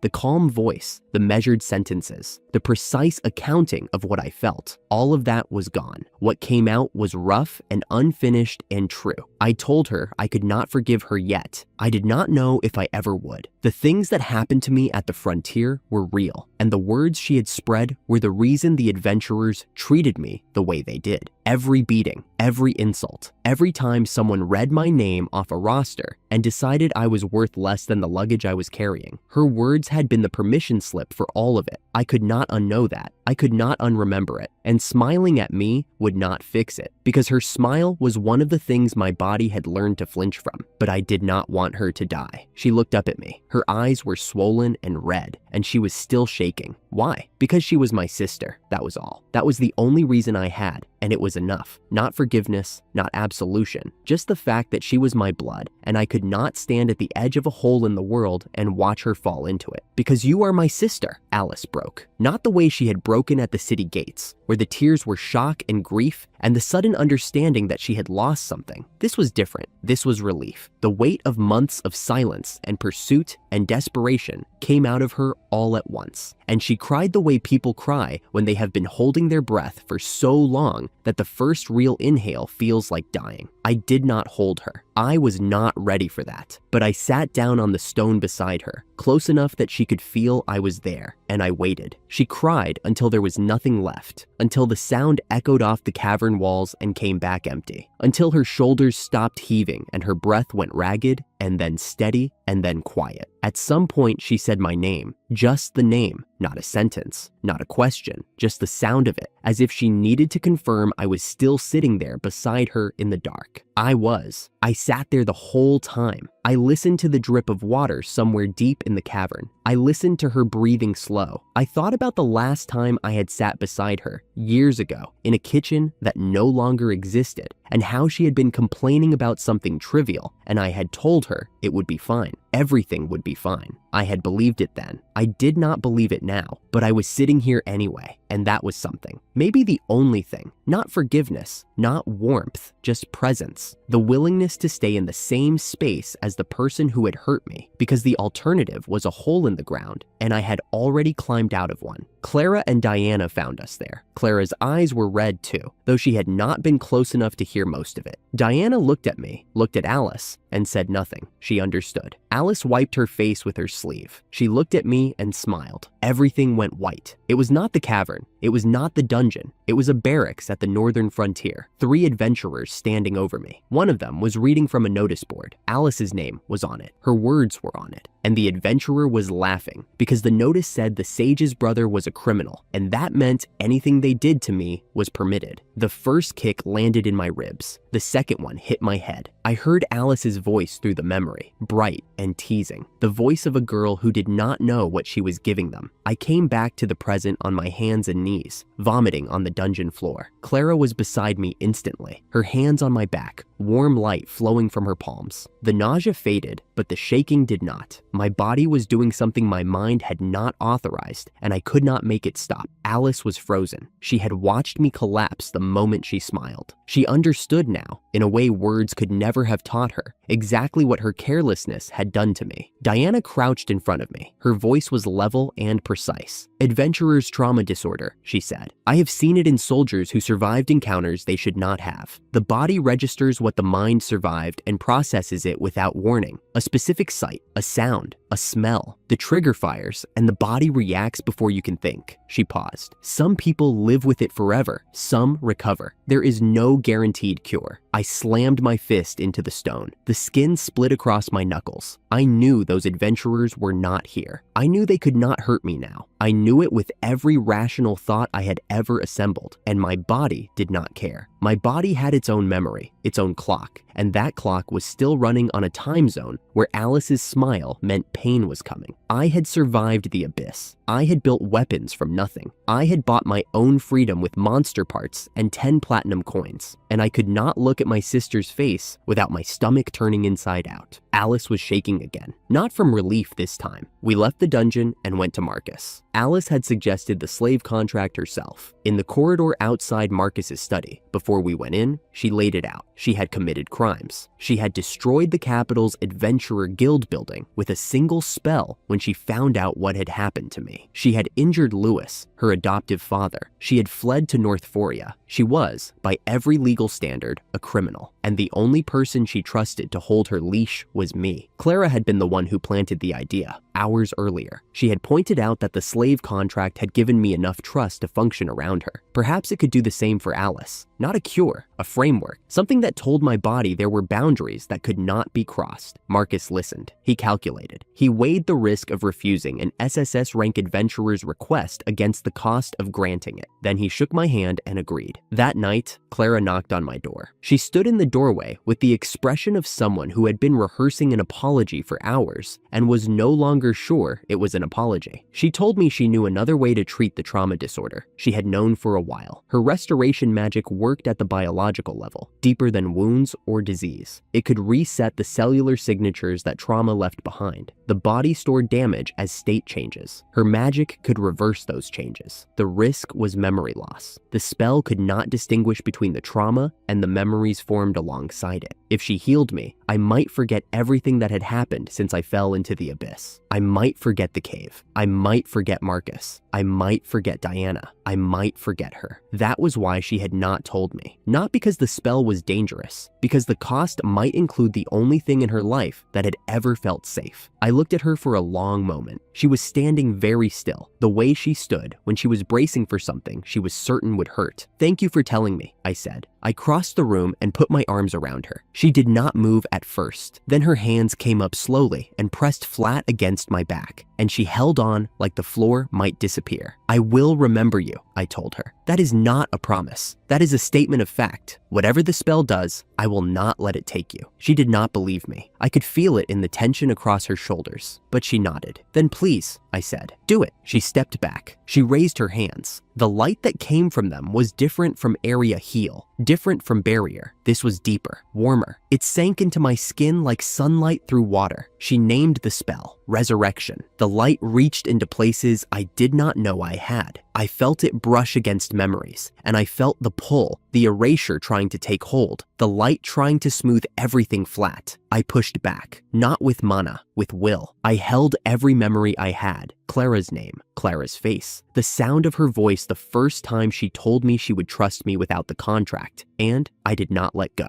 The light adjusted. Clara was controlling it, reading my resistance, channeling the flow around the things I was holding. The trauma signatures dissolved. The memories stayed. It took a long time. I do not know how long. When the light faded, I was sitting on the edge of the bed, and Clara was kneeling in front of me with tears running down her face. "Do you remember me?" she whispered. "Clara." I said her name like it was the answer to every question she had ever been afraid to ask. "I remember everything." She pressed her face into my hands and cried. Not grief, not fear, just the sound of someone who had gambled everything she had on a single moment and won. I held her hands and let her cry. This was different from the cave, different from the dungeon, different from every moment I had built walls and measured distances and calculated the safest way to stand. This was me letting someone reach me, letting her fix something I could not fix alone, trusting that the repair would hold. That was harder than fighting, harder than surviving, harder than climbing out of the abyss. She had gambled her most precious thing to give me back something I did not know I had lost. And I had gambled mine, the certainty that I did not need anyone to let her try. I did it, and it held. The next morning, Marcus called a slave merchant. The ceremony was brief. Alice placed a strand of her hair on the magic circle. I pushed mana into the formation. A mark appeared on her neck. She touched it and smiled at me, and this time, my body did not flinch. Clara's spell had worked. The trigger was gone. The memory of what those adventurers had done remained, but the involuntary physical response was silent. I could look at my sister's face and see my sister. "Welcome home, Alice," I said. She looked like she was going to cry again. She managed not to.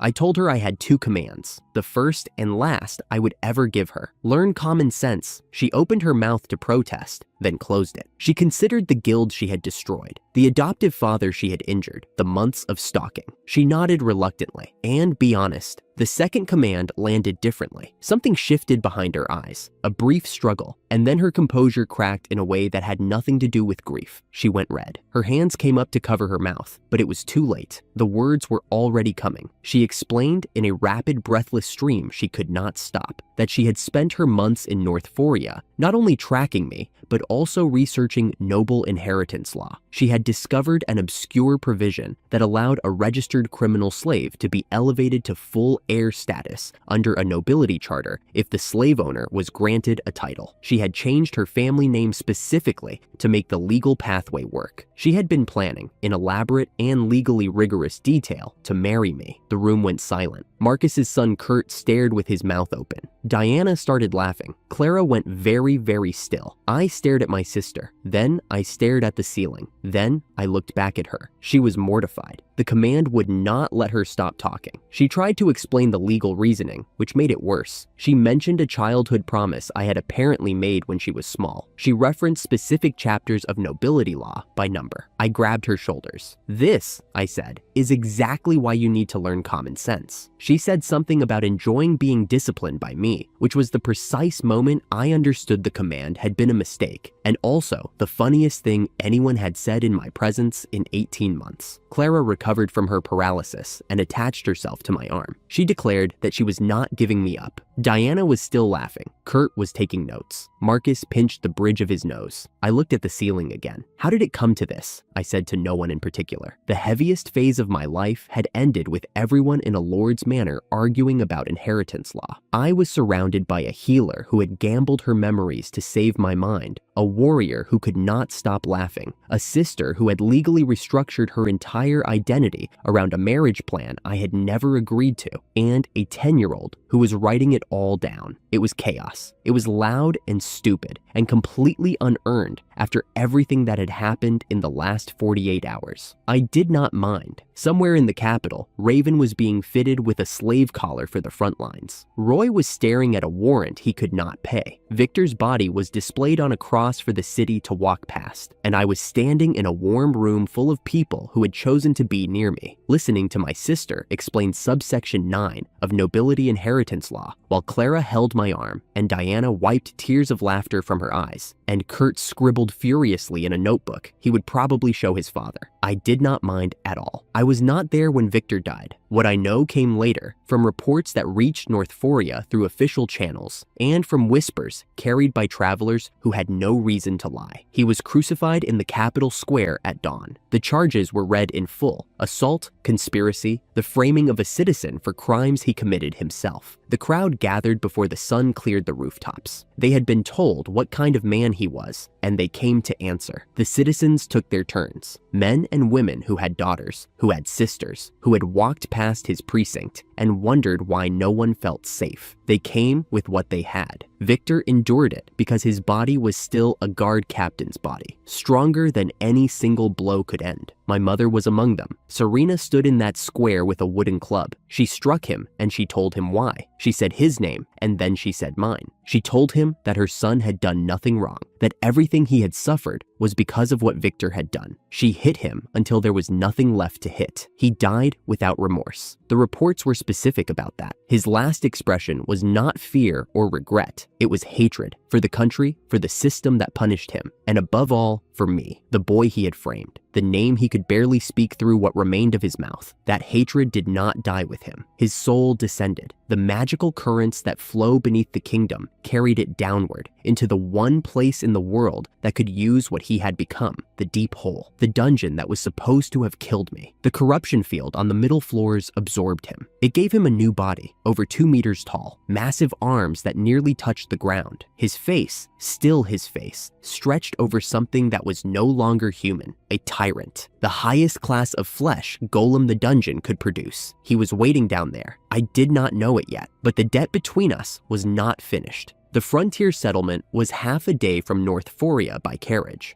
Gavin's guild had arranged the request, abnormally aggressive hellhounds attacking near a village, behavior that did not match anything in the standard bestiary, a straightforward monster subjugation. Alice refined potions in midair during the ride, pulling raw materials from my energy cubes and converting them through advanced alchemy with a precision she was very eager to explain. Diana watched with the same expression she used when observing anything new, measuring, filing, deciding how useful it might be. Clara asked if I preferred plains or mountains. I told her plains. She seemed pleased. The reason was transparent, and I did not mind that it was. The village appeared at the road's end by early afternoon, a cluster of houses that looked like they had been built with more urgency than care. The kind of settlement that survived because it had to, not because anyone had planned for it to. We split on arrival. Diana and I went to meet the village chief. Clara and Alice went to find supplies. The chief was an older man who kept his sentences short and his hands busy. The hellhounds had changed, he said. They were bigger now, swollen with muscle, aggressive in ways that had nothing to do with hunger. They left the forest to hunt near the village. They killed for sport. A pack of them had brought down a killer bear, which should have been impossible. Diana asked whether the behavior change had been gradual. The chief said no. It had started suddenly, a few weeks ago. No obvious cause. We agreed to investigate the forest. The chief offered us an empty house at the back of the village for the night. I accepted and asked about the residents. Routine courtesy. The kind of thing Diana had taught me about fieldwork in settlements. The chief's reaction to one question was not routine. When I pointed toward a dilapidated house at the village's edge, set apart from the others, his expression shifted. He stammered. He told me there was a resident, but that I should not trouble myself. I went anyway. The door opened and the woman standing behind it was someone I had not seen in over a year, Miranda. She looked at me and I looked at her and the air between us went still. She was thinner. Her clothes were worn to translucence. There was a metal collar around her neck, the kind I had worn in the dungeon. She dropped to the ground. The apology came out like something that had been held under pressure for months. She was sorry. She was so sorry. She said my name over and over, as though she was afraid I would vanish if she stopped. She said she had believed Victor's version, that he was the one who saved her, that I was the criminal. She said she knew now that none of it was true. What Victor had actually done to her came out in fragments. He had tricked her into a trip, sold her to bandits. The bandits sold her to illegal slave traders. The traders sold her here, to this village, as a defense asset. The kind of property a frontier settlement keeps at the edge of its boundaries, in case something needs to be sacrificed first. I stood there and listened. I did not speak for a long time. The anger that came was not directed at her. It was directed at a man who had already been executed in a capital square, and it was not enough. It would never be enough. Miranda asked me to buy her. She named herself as what the village had made her, and she offered herself in the only terms she thought I would accept. I refused. Not because I did not care, because buying her would validate every link in the chain that had brought her here. The illegal sale, the village's ownership claim, the system that allowed a person to be purchased like a broken tool. I told her I would arrange a proper exit through legal channels, a formal release that would invalidate the transaction entirely. She watched me walk away, and she did not believe me. I could see it in her face. Every person she had trusted had left. There was no version of I will come back that she had any evidence to trust. Clara and Diana were quiet when I told them. Diana said that in this state, Miranda could not process a conversation.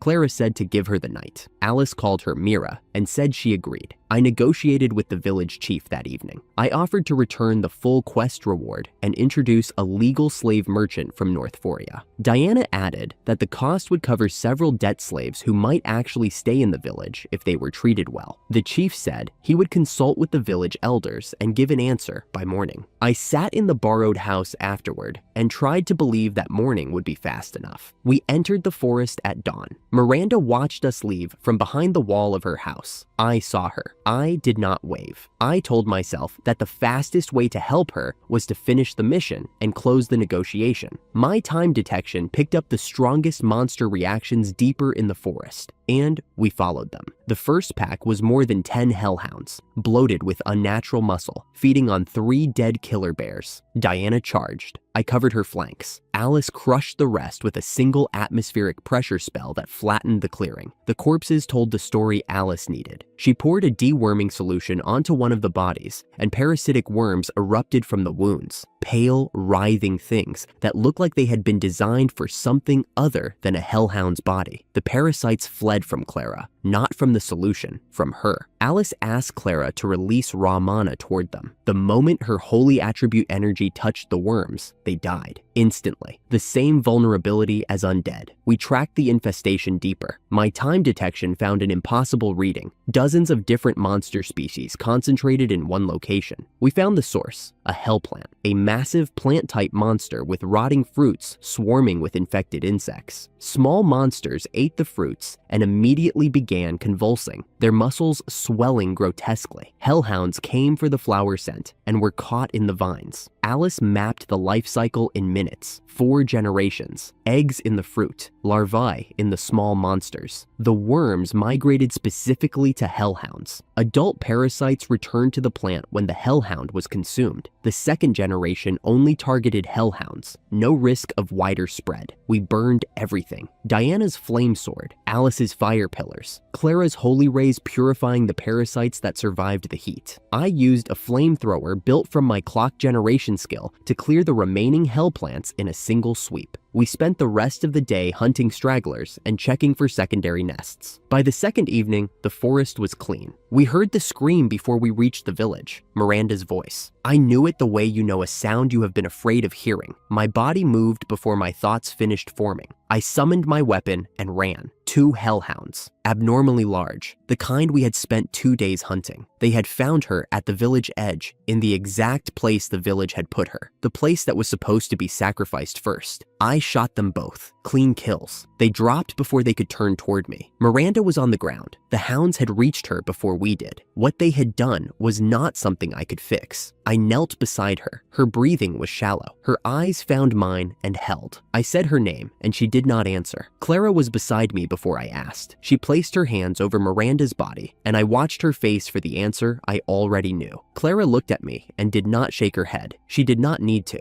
I asked her to try anyway. Resurrection was taboo. Every country in the world had laws against it. The results were consistent across centuries of attempts. The body returned, but what came back was a flesh golem, a technical corpse with animation, not a person. I had been thinking about it since the day I learned that my clock manipulation could be applied to anything with clock in its name. A body has a biological clock. I could reverse it. Clara's restoration magic could heal physical systems. If I reversed the biological clock while she restored the soul's pathway, there was a narrow window where the process might work. I told Diana and Alice what I intended to do. They opposed it. Diana said the risk was pure loss. Success or failure, only danger. Alice said that every resurrection spell she knew produced monsters. I asked them to pretend they had not heard me. Diana looked at me for a long time. Then she took Alice by the arm and walked away. I heard Alice protest once, then silence. Clara and I knelt beside Miranda's body. I reversed the clock. She poured her magic into the pathways where a soul should be. The physical damage repaired itself under our combined effort. Tissue knitting, blood regenerating, the mechanical systems of a living body clicking back into sequence like gears finding their teeth. Clara's concentration deepened. She was reaching for something I could not see, extending her magic upward, searching for the piece that was missing. I fed her my own mana when hers began to thin. She found it, the soul, already in transit, already moving toward wherever souls go when the body stops being a home.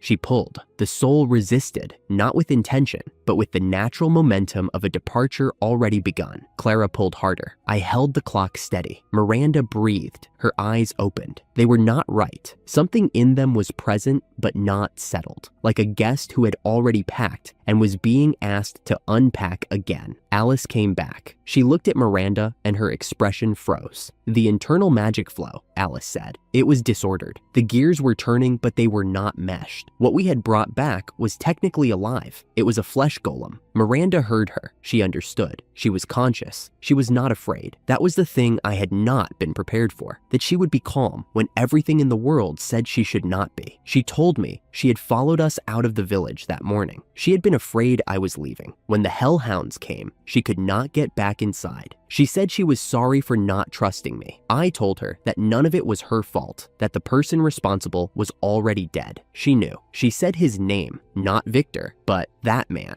and said plainly that what happened was because of him, not because of me. She asked me to stop blaming myself. Then she asked Clara to send her on. I said no. The word came out harder than I intended. I told her we could find a way, that the process could be refined, that the clock could be adjusted. Miranda smiled. It was the first smile I had seen from her since I found her in that house. She said she was not afraid. She said she knew now that I was who she had always thought I was, before Victor's lies replaced it. She thanked Clara for trying, for reaching into wherever she had been and pulling her back long enough to say what she needed to say. She asked again, gently. Clara looked at me. I could not speak. Clara waited until I closed my eyes, and then she placed her hands over Miranda and cast Holy Bless. The magic was warm. I felt it through the air. Miranda's body became still. Whatever had been holding her to this side released. Her soul rose. I did not see it, but Clara told me later that it was clean. No corruption, no residue, a clean departure. Miranda's face was at rest. She looked like the person I remembered from the pharmacy, from before any of this had started. She looked like someone who had finally been allowed to stop being afraid. I held her for a long time after that. The others stood behind me and did not speak. I stored Miranda's body in my clock storage. I would bring her to the capital for a proper burial. I returned the quest reward to the village chief and told him I would introduce the slave merchant I had promised. He bowed his head. His grief was for the loss of property. I did not say what I was thinking. We spent another 2 days hunting the last of the hellhounds. When the forest was clean, we boarded the carriage back to Northuria. I was quiet for a long time. Clara sat beside me. She did not speak. She placed her hand over mine and waited. I think she understood that what I needed was not comfort. It was time to find the words for something I had been building toward since before I knew Miranda was still alive. I said it badly at first. I said I should have done better, that I should have been faster, that every time I looked back, I could see the places where a different decision might have changed everything. Clara did not argue. She let me finish. Then she said something I did not expect. She told me that looking back was allowed, that regret was allowed, but that the purpose of regret was not to stay in the past. It was to shape what came next. She reminded me that she had been in a cage when I found her, that the future had changed because I had decided it should. She said she knew the future could change again because she was the proof. She put her arms around me and said she would be beside me for as long as it took. Diana spoke from the opposite bench. She said Clara was right. She said I had foolish parts, but I also had the thing that mattered. The will to change what I could see was broken. Alice said that when I was hurting, they would carry the weight. She said it without any performance, without any of her usual sharpness. She meant it. I looked at the three of them and I said what had been forming in the silence since Miranda closed her eyes. I wanted to change the world, not just survive it, not just win inside it, not just free myself and the people I happened to love. I wanted to dismantle the structure that had made all of this possible, the skill selection church that branded Clara evil, that labeled me useless, that created a society where a woman like Miranda could be sold to a village and placed at its edge like a shield made of flesh. The system that assigned human worth by ceremony at 16 and never revisited the assignment. I was going to fight it, not the individuals, the architecture. I looked at them and I did not ask them to follow. I had no right to ask anyone to walk into what I was describing. Diana said she had already decided. The day she joined, she had known what this party was heading toward. Alice said she had been committed since the moment she understood what her careless words had cost me. She had carried that weight every day since. She would carry this one too,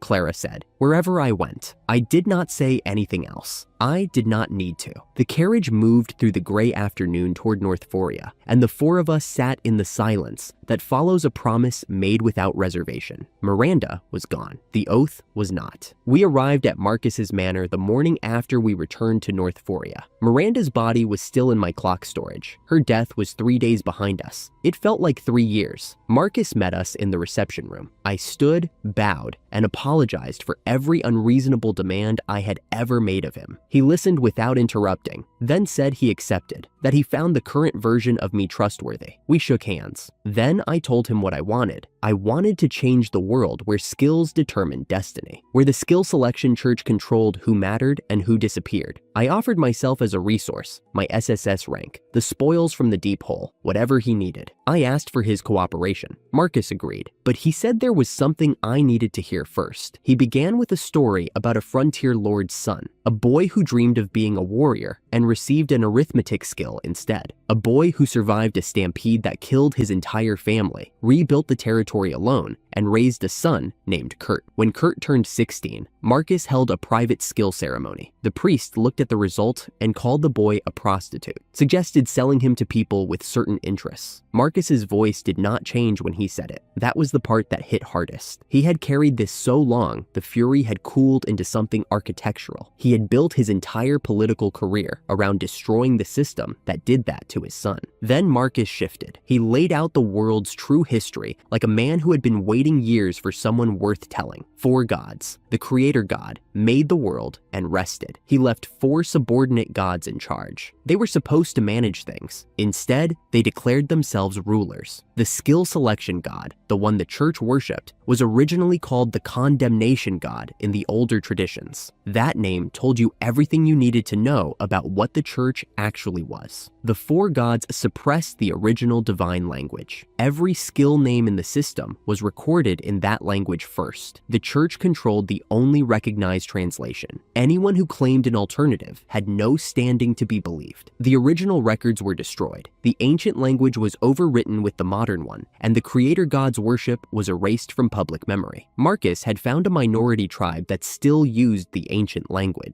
His family had been quietly protecting them for years. He hired their scholars to retranslate the skill names the church had assigned to the people he cared about. Kurt's skill, not prostitute. The ancient language read moon reader, a prophetic skill tied to the lunar cycles. Then Marcus looked at me. He asked how Clara and I had learned our skill names. I told him, at the ceremony, from the priest. He nodded like a man confirming a diagnosis he already knew. He said the church mistranslated any skill that threatened its authority. Clara's skill, heretic, was not heretic. The original divine language said, Holy Great One, a designation reserved for holy power that exceeded the saint classification entirely. The same title as a legendary healer who had once served the creator god directly. I turned to look at Clara before Marcus finished the sentence. She was already crying. The room went silent. Diana and Alice stepped back without anyone asking them to. Marcus waited. I waited. Clara cried. It was not loud. She did not collapse or scream. She sat in her chair with her hands in her lap and tears running down her face, and she shook so hard the chair creaked against the floor. 16 years old when they branded her, beaten, starved, sold, passed from traitor to traitor because no one wanted a heretic. She had believed them. She had told herself she deserved it because the alternative was that the world was simply broken and she had no control over any of it. And now a man she barely knew was telling her that the church had lied, that the skill they used to justify everything they did to her actually meant she was holy. Not just holy, greater than a saint. I said nothing until she was done. There was nothing to say that would not have been smaller than the moment. When she finally looked up, her eyes red and her breathing ragged, I told her what was true. She was never evil. She never had been. She nodded. She said it felt strange, relief and pain at the same time, tangled together so tightly she could not separate them. Marcus gave her the time. Then he continued, my skill, not clock user. The original divine language read Holy Song Person. The name referenced the song the creator god sang during the 7 days of creation. The priest at my ceremony saw the name, connected it to a clock tower by the same title, and translated it as clock user, a repairman, a technician for a machine, but the true meaning had nothing to do with clocks. Holy Song Person was the designation for the direct assistant of the creator god. The double-colored light at my ceremony, the one no one could explain, was the creator god's signature on a skill he had specially designed. I absorbed that. I did not perform surprise. I noted, I integrated, I filed it next to every other piece of information that had reshaped my understanding of the world since the day Roy kicked me out of the guild. The skill they called a punchline was a divine commission. Every humiliation I had endured was inflicted on someone the church specifically feared. They knew,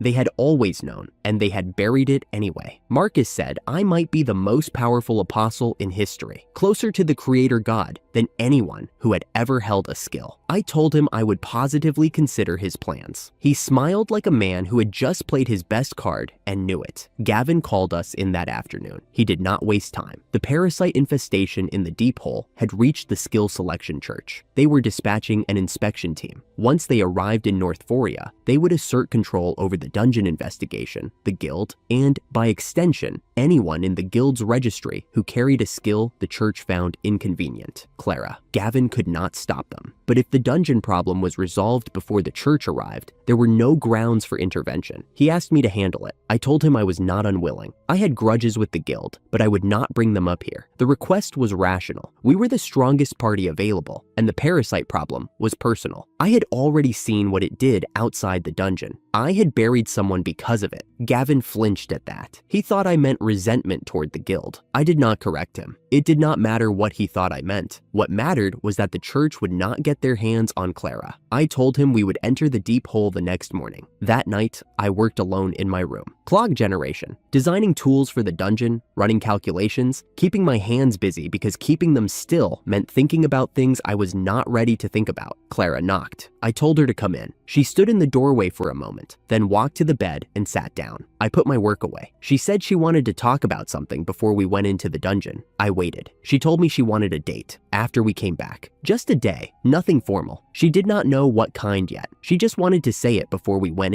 in case it mattered. I looked at her. She was sitting straight, hands folded in her lap, eyes steady. She was not performing bravery. She was doing the hardest thing she had done in the entire time I had known her. Clara had spent years suppressing her own wants because wanting seemed dangerous. Every time she had wanted something, someone had used it to hurt her. Asking for a date was an act of defiance against everything the world had taught her about what happened when you admitted you wanted something. It matters, I said. She looked at me. The lamplight caught the edge of her expression, and I saw her lips pressed together, not in pain, something closer to the feeling of setting down a weight you had carried so long you forgot it was there. I told her that if she wanted a date, I would take her as many times as she liked, that it did not matter what she had been or what the world had called her. She mattered. The rest of it was noise. She said she loved me. The words came out quiet and certain, like she had been holding them behind her teeth for months and had finally decided the silence was heavier than the risk. I told her I loved her too, that I loved her as someone irreplaceable, that I did not want to let anyone take her from me. Not again, not ever. She left my room eventually. I sat on the bed in the lamplight for a while after, thinking about Miranda, about how I had not been fast enough, about how I could not afford to make that mistake again. From now on, I had to try not to lose anything. The next morning, we stood outside the inn. Diana said she was in peak condition. Alice said she could mix anything we needed. Clara said she would do her best as long as she was with me. I gave the order. We moved out. The forest cave floor was the same nightmare of visibility I remembered. Trees growing without sunlight, bark colors that did not exist on the surface, foliage so dense you could hear things moving 10 steps away and see nothing. Diana led from the front. Alice brewed insect repellent, while the rest of us fought off a swarm of giant bee monsters the size of small dogs. Diana clipped their wings. I shot the stragglers. Clara finished the runners with Holy Ray. We pressed deeper. The abnormal hellhounds appeared with increasing frequency. We tracked the infection pattern. Second-generation parasites were showing up in flesh golems on the undead floor, and the concentration grew thicker the further down we went. At the edge of the forest cave, we camped for the night. I took the energy cube from my clock storage and placed it at the center of the camp. Holy energy. The undead would not come near it while it burned. That night, I kept watch alone. I did not need sleep. My body's clock had been stopped for that function a long time ago. I sat in the dark and listened to my companions breathing inside their tents, and I thought about everything Marcus had told us that morning. Holy Song Person, the Creator God's assistant, a divine commission carried by a man who had been thrown into a bottomless pit and told he was nothing. I thought about the parasite source somewhere below us, about the church inspection team racing toward North Foria, about what I would do when I found whoever was breeding these things in the dark. Somewhere far from the deep hole, in a place I did not know about yet, Raven was learning what happened to heroes who could not produce results. He had been struggling in a dungeon he should have cleared easily. His actual combat ability was barely adequate. The skills he had claimed credit for were performed by his family's Night Order. Without them, he was a man with a title and nothing underneath it. 3 authority figures sat across a table from him: a guild master, a military commander, and a priest from the skill selection church. They told him he was being replaced. 2 men entered the room. One had been surgically altered to look like Raven. The other would do the actual work Raven had never been capable of. From the reports I heard later, Raven threatened them with his family's name. The priest told him he was no longer a hero. The commander told him he would be sent to the front lines as a criminal, not a soldier. Expendable, anonymous. His hair would be cut and his face would be burned to prevent identification. He begged. They did not listen. The 2 replacements subdued him without effort. He was dragged out of the room pleading for mercy from people who had already stopped thinking of him as a person. The man who manufactured my destruction, the hero who appeared at my trial and sealed my conviction, erased just like that, not by me, by the same system he had used against me, turning its machinery on the component that no longer functioned. I did not know any of this at the time,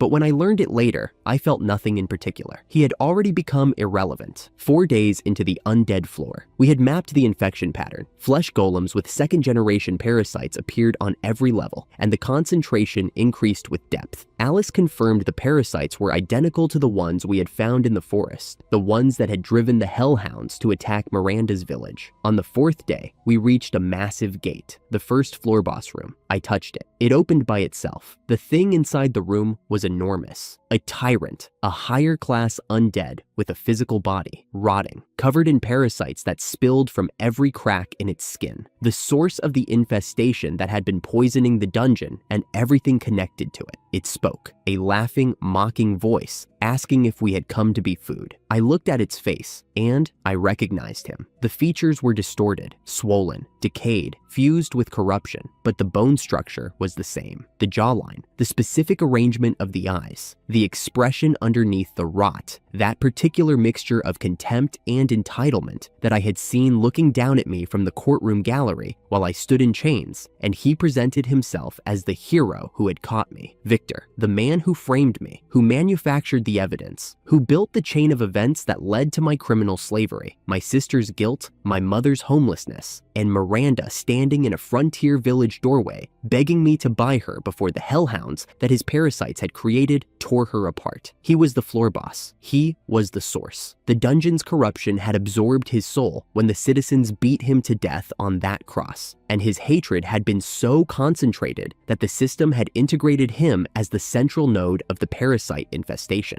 The thing that had killed Miranda was him. It had always been him. I told my party to wait outside. Diana looked at me. Alice opened her mouth and closed it. Clara said nothing. "This is something I need to do alone," I said. No one argued. They stepped back through the gate. I closed it behind them. The room was just the two of us now. Victor recognized me. Even through the rot, even through whatever was left of his mind inside that body, he knew who I was. He screamed my name with a voice that was not entirely human anymore. The hatred was the same. The arrogance was the same. The belief that he was owed something by a world that had already tried and failed to punish him. I told him everything. I told him about Miranda, about how the woman he had trafficked from the capital ended up in a frontier village, enslaved, used as a disposable defense asset against the very monsters his parasite infestation had created. I told him about the night we found her too late, about the 2 hellhounds, about the resurrection that failed, about holding her body while Clara released her soul because there was nothing left to save. I told him about my mother sleeping in a converted church in the slums because his false accusation had made her unemployable, about Alice destroying a guild building because the rumors he helped spread had broken her understanding of what she had cost me, about every single link in the chain he had forged, from the night he planned to assault Miranda to the morning I stood in that courtroom and watched him smile. He screamed back at me. Even as a monster, his words were recognizable. He called me names. He threatened. He boasted about his new body, his immortality, the parasites he had spawned. He told me I could not kill what could not die. I had energy cubes for that. What I did to him in that room is between me and him. I will say this much. The energy cubes were compressed holy energy. Undead regeneration was corruption-based. Holy purification was structurally hostile to it. The cubes did not stop Victor from healing. They created a window between each regeneration cycle, during which the purification burned deeper. He could not escape into simple oblivion. He could not simply die and be done with it. I made sure he understood exactly what he was being held accountable for. Every name, every consequence, every person he had destroyed, because they were inconvenient, or because destroying them made him feel large. It took a long time. When it was over, Victor was no longer threatening. He was no longer boasting. He was begging me to end it. I activated the Aegis of Clockworks. The armor formed around me, enhancing everything by a tier. I connected it to my weapon and generated a compressed light projectile at maximum output. The heat alone warped the air in the boss room. I fired. The light hit the center of his chest. The explosion reached tens of thousands of degrees. Body, soul, corruption, parasites, all of it was annihilated. The dungeon floor melted into a crater several meters wide. Nothing remained. Nothing could regenerate from nothing. I stood in the empty room. The air smelled like scorched stone and burnt rot. I had waited a long time for this, since the day he looked down at me from that courtroom and laughed, since the night Miranda died in a village he had sent her to,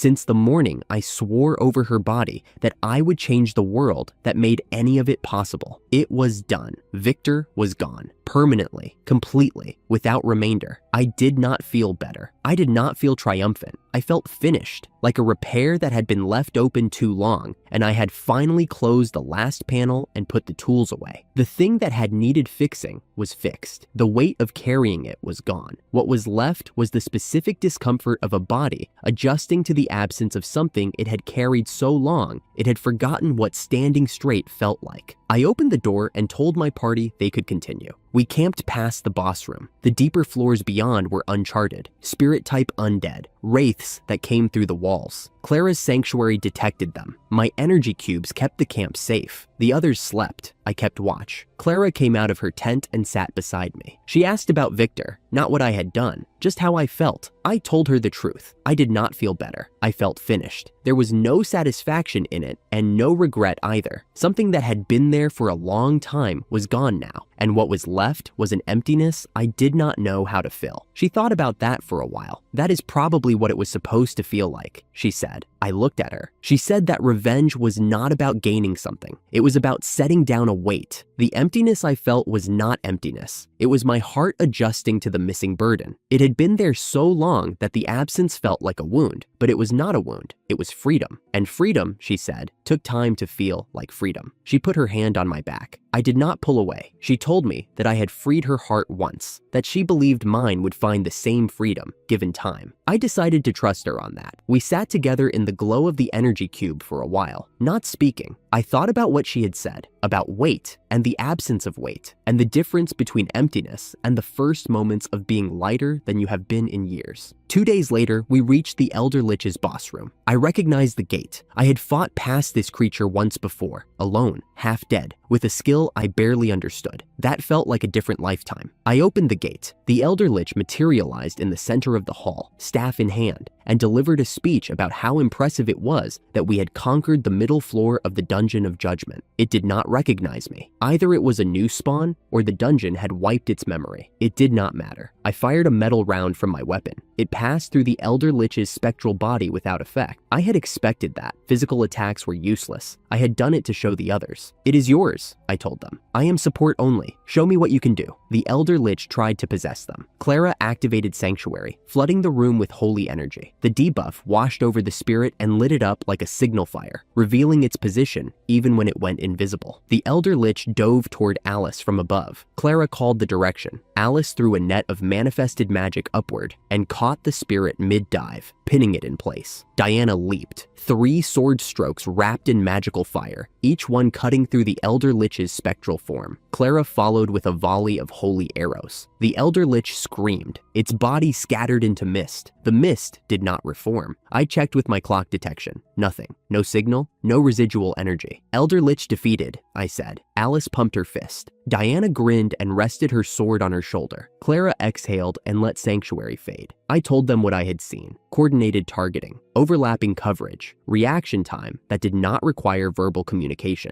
They were ready for what came next. Diana asked if I thought they could handle the deeper floors. I told her yes. With steady leveling, floor by floor, they would more than hold their own. Below us, the door to the true depths of the deep hole opened. Stairs leading down into darkness I had never mapped. The Judgment God's domain was somewhere below. The Creator God's truth was somewhere beyond that. We had come for a parasite source. We had found it and destroyed it, but we were not going back. Not yet. The party that walked down those stairs was not the same party that had entered the dungeon. They were stronger, they were ready, and I was carrying less weight than I had in a very long time. Past the Elder Lich's floor, the dungeon stopped pretending to be natural. The rock walls had tool marks, deliberate grooves. Someone had carved these corridors, measured the angles, decided how deep the light should not reach. I felt it in my hands the way I felt it when I touched old clockwork. Intent, design. this was built. The first stone frogs came without warning. They were part of the rock wall until they were not, their tongues snapping out like gunshots. Diana moved first. Her sword cleared 2 of them before I had drawn breath. I fired through the rest with Mistleton, and Clara raised a barrier that caught the last tongue mid-strike. Alice locked the survivors in ice. My magic should have killed them outright, Alice said, shaking frost off her fingertips. These things are tougher than anything above. I told her not to worry about it. These were the weakest creatures down here. That was the part worth worrying about. We pushed deeper. The corridors widened into caverns. The monsters grew worse. Face-splitting creatures that screamed through vertical mouths. Composite insects that moved in swarms. Eyeball things that rolled across the floor like marbles dropped by something that should not exist. Then we found the cycle. Green stones embedded in the cavern walls pulsed with a dim light. As we watched, one swelled and cracked open. A humanoid shape emerged. Stone skin, human proportions, and it opened its mouth and screamed. Not a monster sound, a human sound. A person trapped inside rock, born into air, and immediately set upon by every creature in the chamber. They tore it apart. It did not stop screaming until the last piece crumbled. The stone pulsed again, the same shape, the same scream. What is this? Diana's voice was flat with revulsion. This does not make any sense. I watched the cycle complete itself a second time. The same face, the same voice. Birth, agony, death, rebirth. An engine of suffering with no purpose I could identify. Maybe there is no meaning, I said. Let us keep moving. The answer is further down. Clara took my hand. She did not say anything. She did not need to. Weeks passed in those corridors. Weeks of fighting through that grotesque ecology, sleeping in shifts, moving forward because there was no backward. When we finally crossed the last stretch and found the spiral staircase carved into polished white stone, I almost did not trust it. It was too clean, too deliberate. We descended. At the bottom, a massive door, ornate and gleaming, that swung open before I touched it. The chamber beyond was white, every surface polished smooth, and in the center of it, a man stood alone.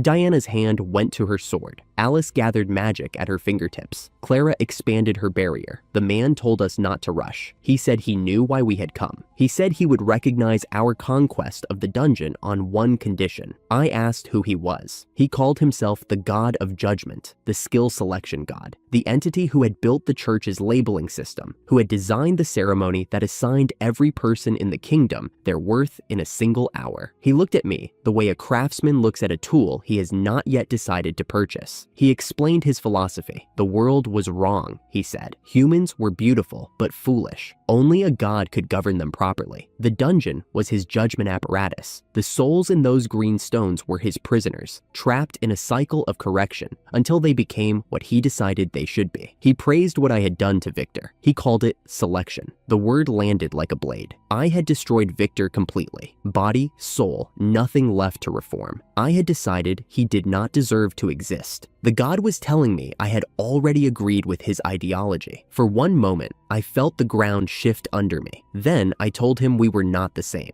I told him I could not accept his proposal. He did not pause. He did not argue. He said farewell, and a white light exploded through the chamber. I woke in a place that was not the chamber, a town, ruined. No footprints in the dust, no sound of wind, no sky I could identify. I called for Diana, for Alice, for Clara. My detection skill found nothing, not absence, nothing. This was not the same dungeon. This was somewhere else. I started walking. The buildings were shells, empty rooms with no furniture, no history. I felt watched, though my skill registered no presence. The first corpse appeared behind me. I turned and it was there, standing, staring without eyes, covered in wounds that should have killed it a dozen times over. I looked away. When I looked back, there were more. 10, 30, hundreds. They surrounded me in silence. When I pushed through, one blocked my path. I shoved it aside. They screamed, every one of them at once, and they surged forward. I fired Mistleton. The bullets hit and stopped nothing. They swarmed me, and every touch drained something I did not know I could lose. Not stamina, not health. Will. The will to keep standing. The will to keep being a person who stands. They piled onto me, and I felt every accusation I had ever made against myself rise to the surface, like something rotting coming loose from the bottom of a lake. That I had enjoyed destroying Victor. That I had failed Miranda, that the people who called my skill worthless were not wrong about me, just wrong about the skill. That I had been fixing broken things my entire life because I was the most broken thing in every room I entered. Mistletoe fell from my hand. I sat down. The pool rose around me, dark liquid, the color of old blood, made from everything I had ever refused to say out loud. It climbed past my ankles, past my knees. I was not fighting it. That was the worst part. The accusations felt true. I had killed a man and felt relief, not justice. I had watched Miranda die and used her death as fuel for an oath that served my pride more than her memory. I had gathered people around me and told myself I was protecting them, but the truth was simpler. I was afraid of the empty house. The liquid reached my chest. I could hear nothing. I could see nothing except the dark. Then I heard her voice. Come back. Clara was standing in the pool. She had waded through it to reach me, and the dark liquid was climbing her legs. She was not supposed to be here. Her magic could heal cells, repair tissue, undo physical damage. This was a mental domain. There was no body to heal, but she had done it anyway. She had wrapped her restoration magic around the cellular signature of the mental lock, found the point where the domain anchored itself to my body, and pushed through. A thing that should not have worked. A thing no one had documented. She grabbed my shoulder. Everyone is waiting, she said. Diana and Alice are fighting the god right now. They are buying time for you to come back. I told her to leave. I told her I was the same as the god. I told her I had killed Victor because it felt good, not because it was right. I told her the people who labeled me had seen me clearly. She did not comfort me. That is exactly what the god wants you to believe, she said, and her voice was sharper than I had ever heard it. You destroyed a man who destroyed lives. You failed someone and it broke you.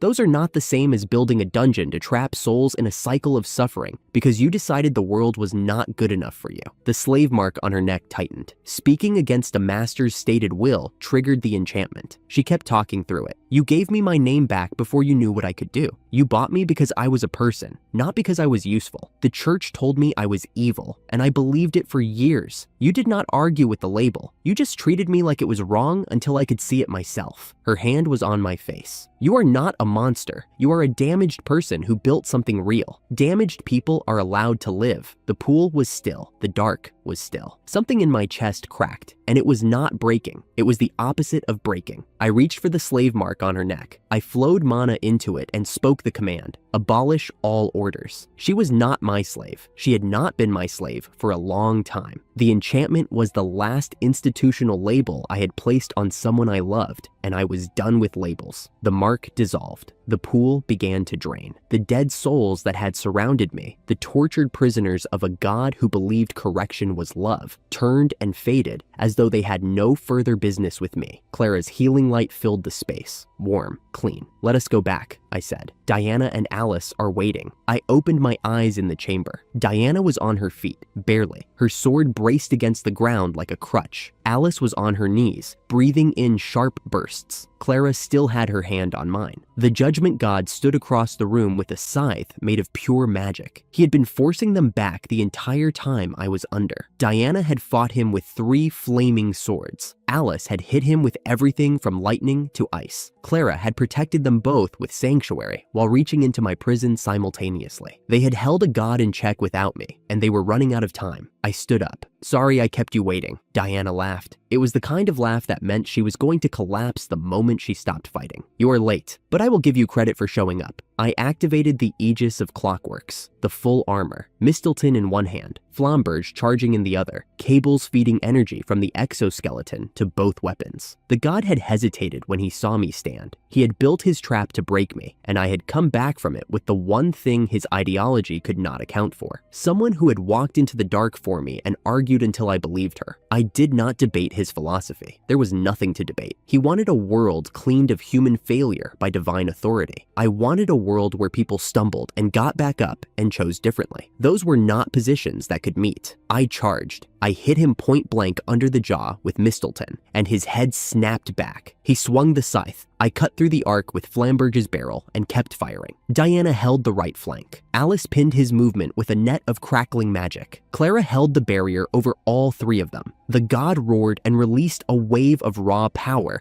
that threw Diana backward and staggered Alice. I cut through it. I was already too close. I released the limiters. Full power. Flamberge glowed white. Dreams do not come true, I told him. That is the point. People dream anyway, because they have someone standing next to them who believes it is worth trying. I fired. The beam stripped his barrier, turned his body to ash, and melted the wall behind him. He crawled forward, charred and crumbling, reaching for the scythe. His mouth shaped the word he had been repeating since I met him. Selection. The world. The way it should be. I discarded Flamberge. I purged the damaged armor plates. Emergency combat mode. Minimal frame. Maximum compression. I activated Longinus. The spike of compressed temporal energy extended from the forearm housing. One weapon. One purpose. I drove it through the center of his skull. The temporal disruption hit his divine regeneration at the source. The continuity that let a god reform after destruction severed. He made a sound that was not a word. Then he was nothing. The armor deactivated.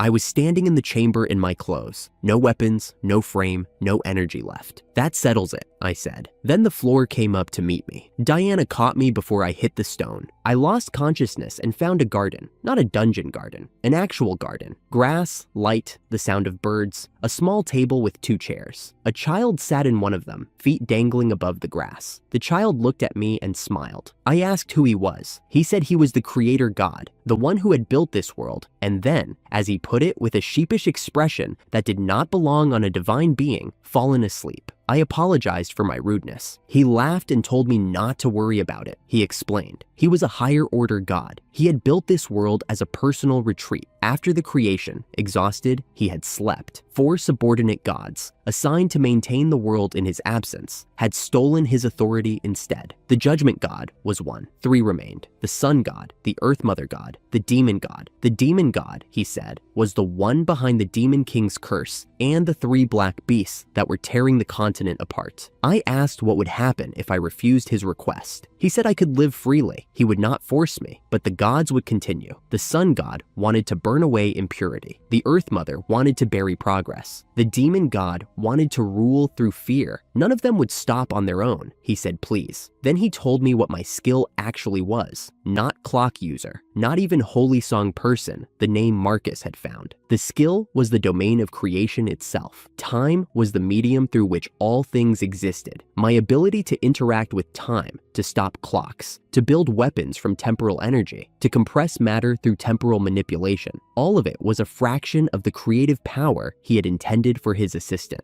The church had seen the smallest possible interpretation and named it accordingly. Every room I had opened in the house, they told me, was empty. Every impossible thing the skill had done. It was not a clock repairman's trick. It was a god's tool, handed to a craftsman who had figured out its real purpose, one discovery at a time. You are the first person to reach this place, the child said. Thank you. The garden faded. I woke in the dungeon with stone under my back, Diana and Alice asleep nearby, and Clara sitting beside me with her hand in mine. I asked how long I had been out. She said a while. She asked if I was all right. I told her I had a lot to explain. She said it could wait. We sat together in the dark, and for a few minutes, that was enough. The door at the far end of the boss room led to the core. It filled the chamber, a crystalline sphere the size of a house, glowing pale blue, humming at a frequency I could feel in my teeth. The mechanism that had powered the Judgment God's dungeon for longer than anyone alive could measure. I asked who wanted the honor of destroying it. Diana told me not to be stupid. Alice said it was obvious. Clara said please. I summoned Mistelton. 3 orichalcum alloy rounds, loaded and aimed. I fired. The first bullet cracked the surface. The second shattered the interior lattice. The third went through, and the core collapsed, its light dying in stages, the blue fading to colorless glass that hit the floor in pieces. The room shook, spatial collapse, beginning its slow unraveling.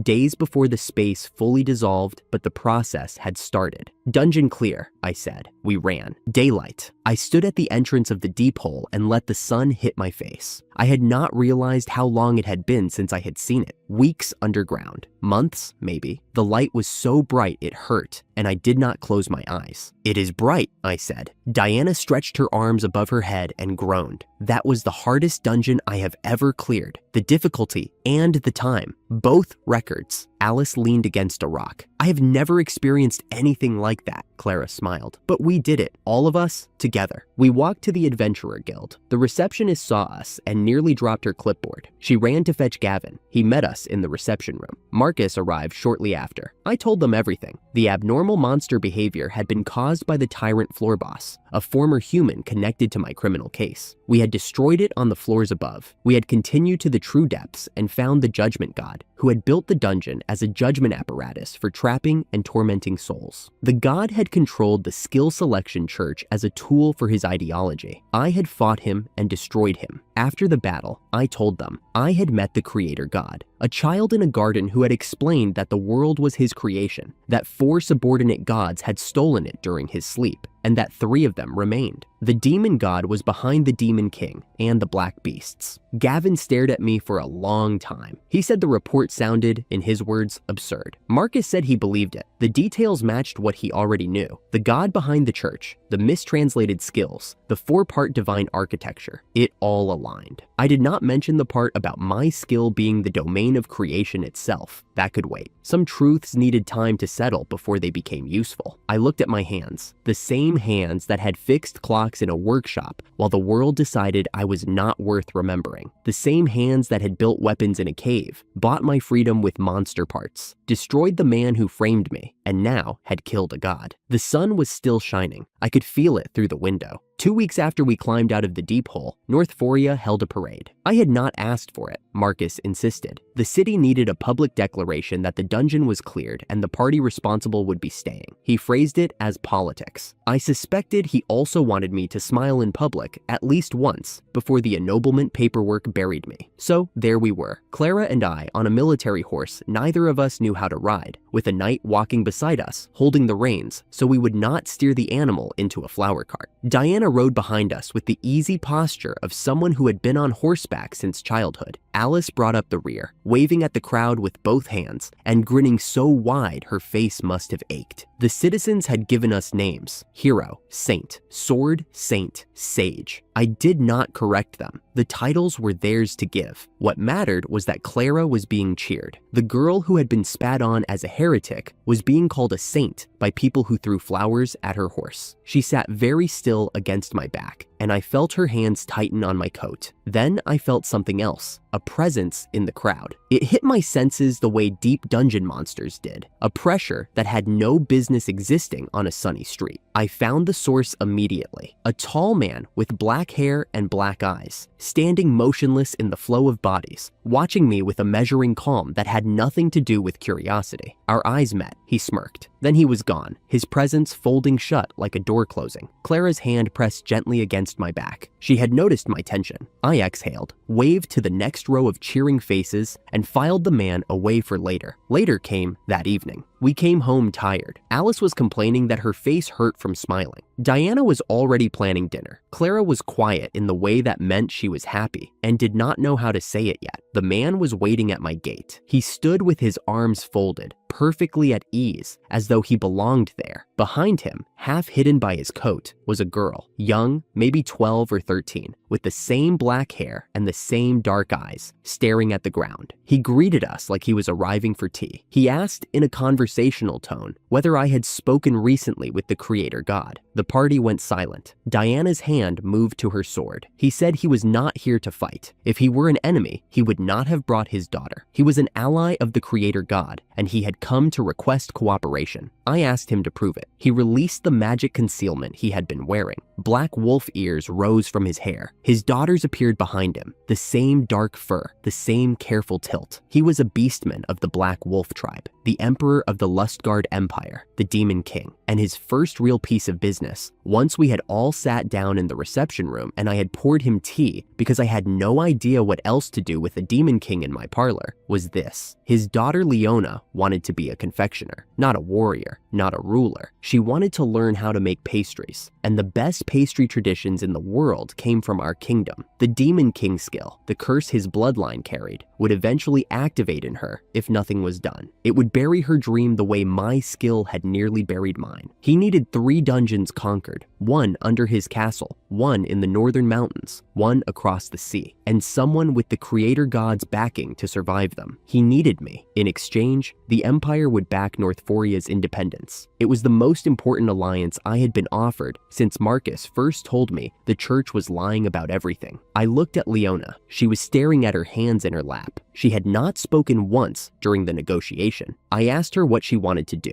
She looked up. Her voice was small and fierce at the same time. She wanted to make sweets. She had tasted pastries her father brought from across the border, and they were the most wonderful things she had ever had. And she wanted to learn how to make them so she could bring happiness to everyone in her country. I looked at the Demon King. He was watching his daughter with the expression of a man who had conquered armies and could not conquer the fact that his child was growing up. I shook his hand. The deal was done before I fully understood what I had agreed to. The Demon King left that night. He had snuck out of his own empire, and his absence had a shelf life. Leona stayed. She started work at a cafe in Northforia the following week, learning pastry technique from a former royal chef who owed Marcus a favor. The Demon King sent letters, many letters, detailed letters, asking what Leona had eaten for lunch and whether she was sleeping enough. I wrote back. It was like corresponding with the most powerful and most anxious parent on the continent. A few days after the formal alliance meeting, we left for the capital. I had built Fafnir during the rest period, a self-propelled magic car with a full interior, kitchen in the back, sleeping space for 8. Marcus stared at it for a full minute and declined to see the inside. The trip took a day and a half. Diana drove. Alice sat in the passenger seat arguing with the map. Clara made lunch in the kitchen, humming something I could not quite hear over the engine. I was outside for the first hour on a motorcycle I had built alongside Fafnir. I rode circles around the car until a wolf-type monster took an interest. I jumped off mid-stride, flipped, summoned my weapon, put 2 rounds through the creature's skull, landed back on the bike, and kept going. Diana called me an idiot through the communication link. She was not wrong. Eventually, I came back inside. The 4 of us ate lunch together while the road rolled past. It was domestic in a way we had not experienced since before the dungeon. At some point, I realized this had stopped being a mission and started being my life. These 3 people, the road ahead. I did not say it out loud. We arrived at the capital and reported to the Adventurer Guild. The receptionist stared at my card for 3 seconds, excused herself, and came back with the submaster. The submaster led us to the guildmaster's office, the same office Alice had destroyed with a single spell 2 years ago. The boundary between the old wood and the new construction ran across the far wall like a scar. Lewis was waiting. He greeted me with a measured look and the word clock user, spoken like a question he already knew the answer to. I did not let the silence stretch. I pulled Alice forward and the 2 of us bowed. I apologized for the guild bombing. I offered compensation. I told him Alice was my criminal slave, under my authority and my responsibility, and that nothing she had done would happen again. Lewis was quiet for a moment. Then he told me to raise my head. He said he did not need my apology because Alice was his adoptive daughter, and the responsibility was his as much as anyone's. He said he had judged me poorly based on incomplete information, and that meeting me in person had corrected that judgment. He offered his hand. I took it. Then he looked at Alice and waited. She stood there with her jaw clenched and her fists balled at her sides. I could see the struggle in her face, the anger and the shame and the stubbornness fighting each other behind her eyes. She opened her mouth, closed it, opened it again. She apologized. She called him father. Her voice cracked on the word, and she looked away immediately, and Lewis nodded once with an expression I was not equipped to read. It was not a clean resolution. It was not supposed to be, but the door was open, and that was enough. Afterward, a border fort report crossed the guildmaster's desk in passing. Raven's double, the man publicly paraded as the kingdom's hero, had been exposed months ago.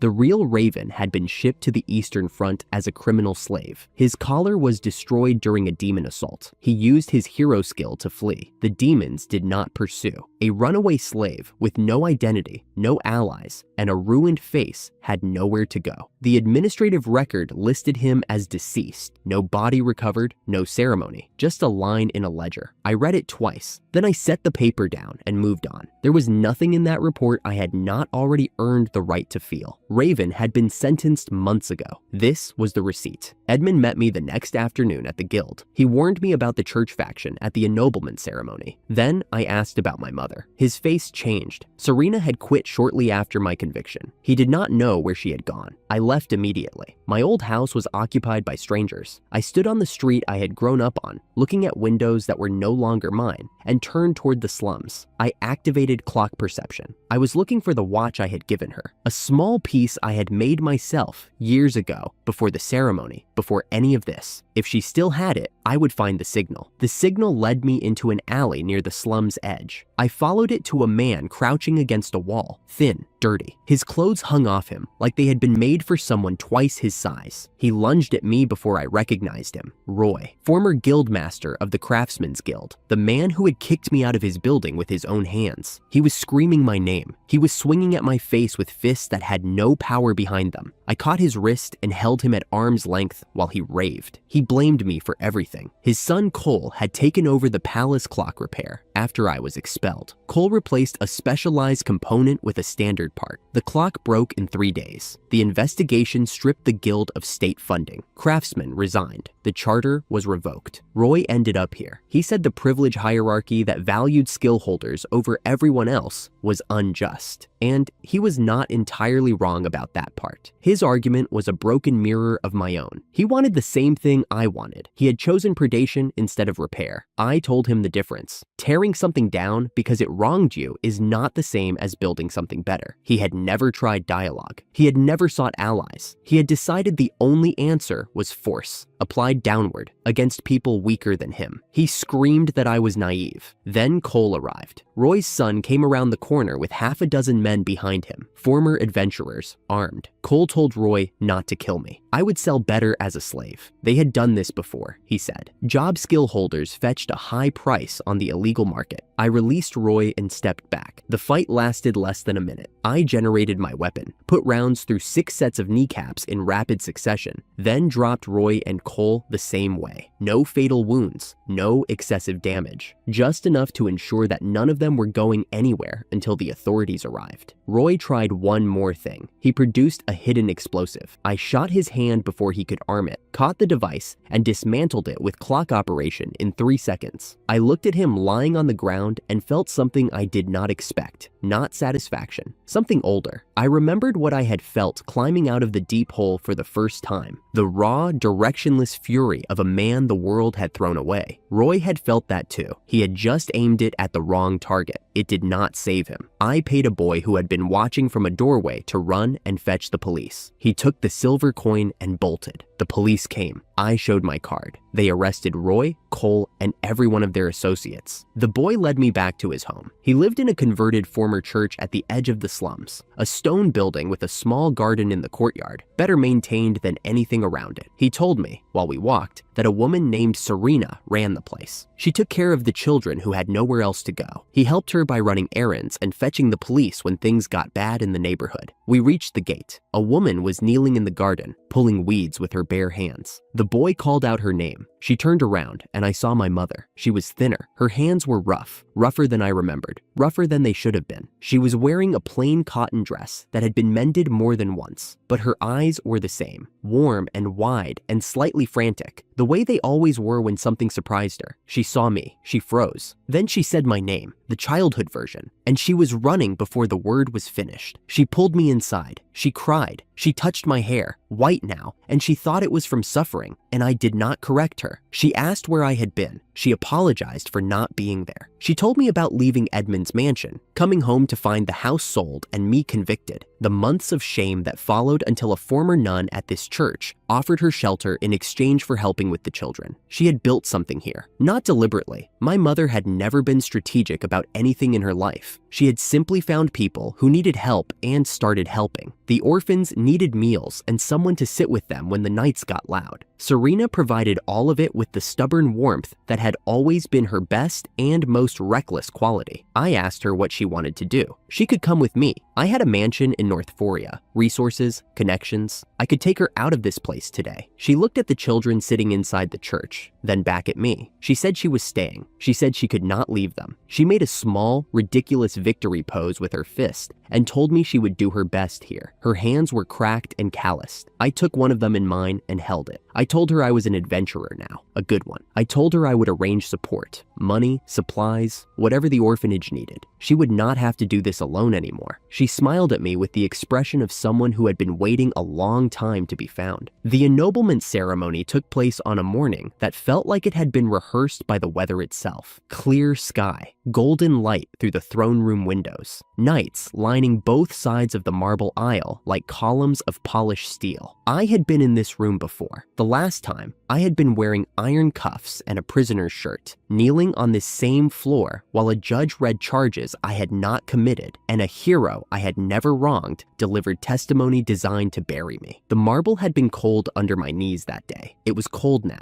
The architecture had not changed. The institution had not changed. Only the direction it was pointed had reversed. Clara walked beside me in formal white. Diana was behind us, composed and straight back, her hand nowhere near a weapon for the first time I could remember. Alice had spent 20 minutes that morning trying to figure out the hooks on her ceremonial dress, and Diana had eventually buttoned her into it while Alice complained that important people should wear simpler clothes. We knelt before the king. He confirmed our achievement, the conquest of the dungeon of Northuria, also called the worst dungeon. He said the words with the gravity of someone reading from a script that had been approved by 3 committees. Then he granted me the title of Viscount. An attendant brought the medal on a cushion. I picked it up. It was heavier than I expected, a gold disc with the kingdom's seal, meant to be worn on the left chest. I attached it and stood. The king awarded our party 100 platinum coins for the dungeon conquest. Then he asked me how I intended to serve the kingdom. The room was listening. Every noble, every aide, every church representative who had positioned themselves along the side galleries. I could feel their attention, the way I had felt the Demon King's presence in the crowd. A pressure that was not hostile, but was not friendly either. I told them my greatest value to the kingdom was as a military deterrent. I had personally matched forces with entities that exceeded any threat their conventional armies could address. The most productive use of that capability was not war, but negotiation from a position of strength. I volunteered to serve as the kingdom's peace envoy to the Lustgard Empire. The room went quiet. The king's aide started to object. It sounded weak, he said, to send a viscount to beg for peace. I told him that no one who could darken the sky over a capital was begging for anything. The king studied me for a long moment, then nodded. He appointed me as Viscount Owen, the kingdom's envoy for peace negotiations with the Lustgard Empire. The court applauded because the king was applauding. The cardinal of the Skill Selection Church, standing at the edge of the gallery with his robes perfectly pressed and his face perfectly still, did not clap. The commemorative party that followed the ceremony was held in the palace gardens. Nobles approached me in a stream, friendly, curious, calculating. I shook hands and said the right things, and watched the cardinal watching me from across the garden. Olivia found me first among the people who mattered. Olivia carried 60 years of decisions behind her posture, and none of them showed as weakness. She told me the clock I had repaired for her years ago had been broken again. Cole had tried to service it after I was expelled from the guild. He replaced the insect-shaped gear, a component from a clockmaking tradition that died with Olivia's homeland, with a standard part. The mechanism seized within days. She asked me to repair it again. I told her I would, with pleasure. The cardinal came next. His congratulations were delivered through teeth. He implied that my success was evidence of divine favor, which meant, by his logic, that the credit belonged to the church. I told him that skills alone had not conquered the deep hole. Trust had. My own will had. I would not be claimed as evidence for anyone's theology. He left without finishing his drink. Later, after the king announced the peace mission, the cardinal returned. He positioned himself where every noble could see him and demanded I prove my strength visibly, if I truly intended to face the Demon King as the kingdom's representative. He had the institutional right to voice theological objections at noble ceremonies. The question hung in the garden like smoke. I smiled. I told everyone to look up. I activated clock creation and deployed a weapon I had designed for this moment. A sphere materialized above the palace, rose into the darkening sky,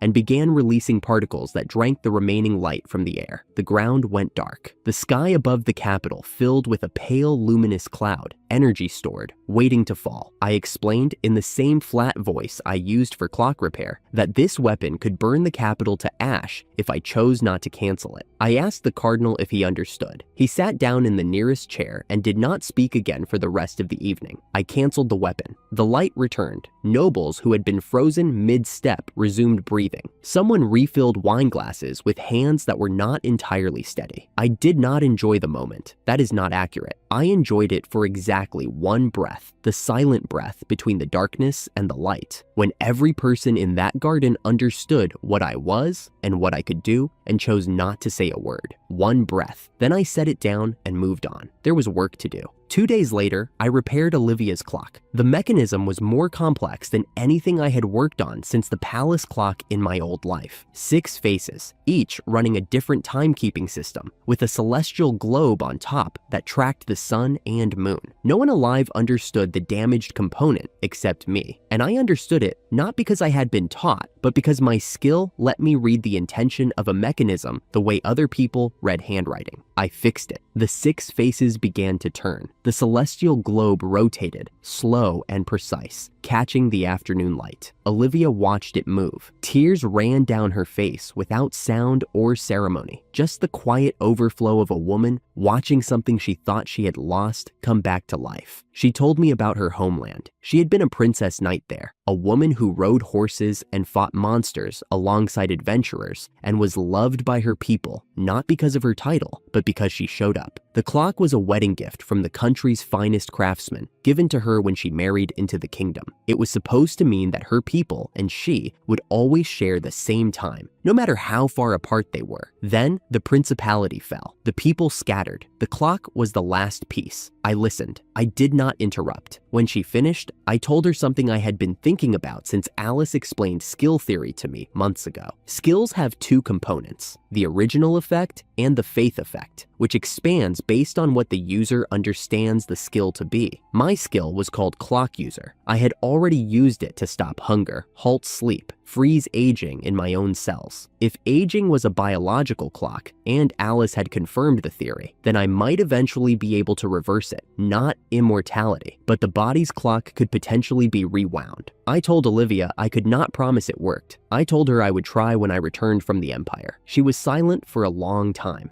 Then she said she would think about it. She thanked me for the clock. Her voice was steady. Her eyes were not. I left the palace. Behind me, the clock I had repaired ticked quietly in its room, measuring time for a country that no longer existed, but whose princess was still alive. 2 days later, we boarded Fafnir and headed east. The road ran through the kingdom's eastern frontier, the same territory where the war had ground on for years. We carried the king's appointment and the Demon King's alliance and the creator god's mission, and our own reasons, which were older than any of those. Clara sat beside me as the capital disappeared behind us. Diana was driving. Alice was arguing with the map again. I thought about the parade in Northoria, the Demon King's handshake, Roy on the ground in the slums, my mother's cracked hands in the garden, the cardinal's face in the dark, the clock ticking in Olivia's room. All of it behind us now. The Empire was ahead. Somewhere in the capital, in the basement of the Skill Selection Church, a cardinal was standing before an ancient sealed artifact. The seal was carved with symbols from the God era, back when the church still prayed to a deity who existed. The artifact contained something called Behemoth, a monster from before the current age, classified beyond any rank the guild system could assign. He was unsealing it. We did not know yet. We would. The eastern border fort smelled like old stone and fresh ink. 4 men sat waiting for me in a room barely large enough for the table between them. The commander, a guild master, a church priest, and behind them, standing against the wall in hero's armor, a man wearing the face of someone I had killed. Not killed, someone who had died. The guard behind the priest had a magic tool embedded beneath his skin, holding his features in place, a stand-in. The priest confirmed it without being asked. The real one had been sent to the front lines as a criminal slave. His collar was destroyed by a demon's javelin. He was dead. I let that settle. It did not feel like enough. It did not feel like too much. It simply was. The priest leaned forward and made his request. He wanted me to use my wide area weapon to destroy the entire demon army. I was a peace envoy. The suggestion was not a joke. It was a test, and the answer he wanted was not the one I gave. I declined and left the room. Blake met us at the demon army's perimeter with a spear in his hand and suspicion in his posture. Purple skin, human build, the presence of someone who had earned the right to stand exactly where he stood. The Demon King had mentioned me. That was the only reason Blake did not turn us away. The church agent appeared before we had finished introductions. He came from the kingdom side, alone, carrying something that made my clock perception scream. An artifact the size of a lantern, pulsing with sealed energy so dense I could feel it press against my ribs. He said my name. He called me a traitor to humanity. Then he poured every drop of his own life into the artifact and collapsed. The seal cracked. Space itself split apart. Behemoth rose from the rift. 30 meters of muscle, tusks, and antlers. A body like a fortress made of living stone. Its roar hit both armies simultaneously. A circular shockwave that threw soldiers to the ground across a kilometer. The air stopped feeling like air. It felt like something that had decided to crush you. I did not have a weapon that could kill this thing. Not yet. Alice, I grabbed her shoulder. Get to the kingdom army. Force them to retreat. Use whatever threat you have to. She read my face and ran. I turned to Blake. His troops were already forming ranks. I told him to pull back, that the kingdom army would retreat, and there was no reason to intercept. He looked at me like I had asked him to cut off his own hand. His logic was clean. An ancient monster between two armies was an opportunity to let the kingdom forces die. If his soldiers retreated, the kingdom army might attack from behind. Better to hold ground, stall the creature, reduce enemy numbers. I grabbed him by the collar. I do not remember deciding to. I told him his spear would not protect anyone if he was trampled by something that did not know or care about his military logic. I told him I had a plan. I asked him to trust it. He stared at me for a long count. Then he bowed his head. He did not trust me. He trusted the Demon King who had called me an equal. Blake changed the orders. Only elites would engage. Everyone else, full retreat beyond the shockwave radius. He took his spear and ran toward the monster. I ran the other direction, into open field, alone, and began to build. Clock generation is precise work. The larger the output, the more precision costs. 36 meters of orichalcum alloy frame. I had designed it with Alice. I had never built it. I built it now. The magic circle expanded beneath me until it covered the field. Every component had to be generated in sequence, locked into position, checked. No room for a single misaligned joint. At 36 meters, a misalignment measured in millimeters could shear the frame apart under its own weight. Behind me, I could hear the battle. Diana and Blake running coordinated strikes at Behemoth's legs. Clara stacking barriers against its breath weapon. Alice arriving in time to angle a reflective barrier that sent the breath scorching across the sky instead of through the army. They were buying me time with their bodies. I was not going to waste it. The final component locked. The orichalcum shell caught the sun and blazed. Manifest, I said.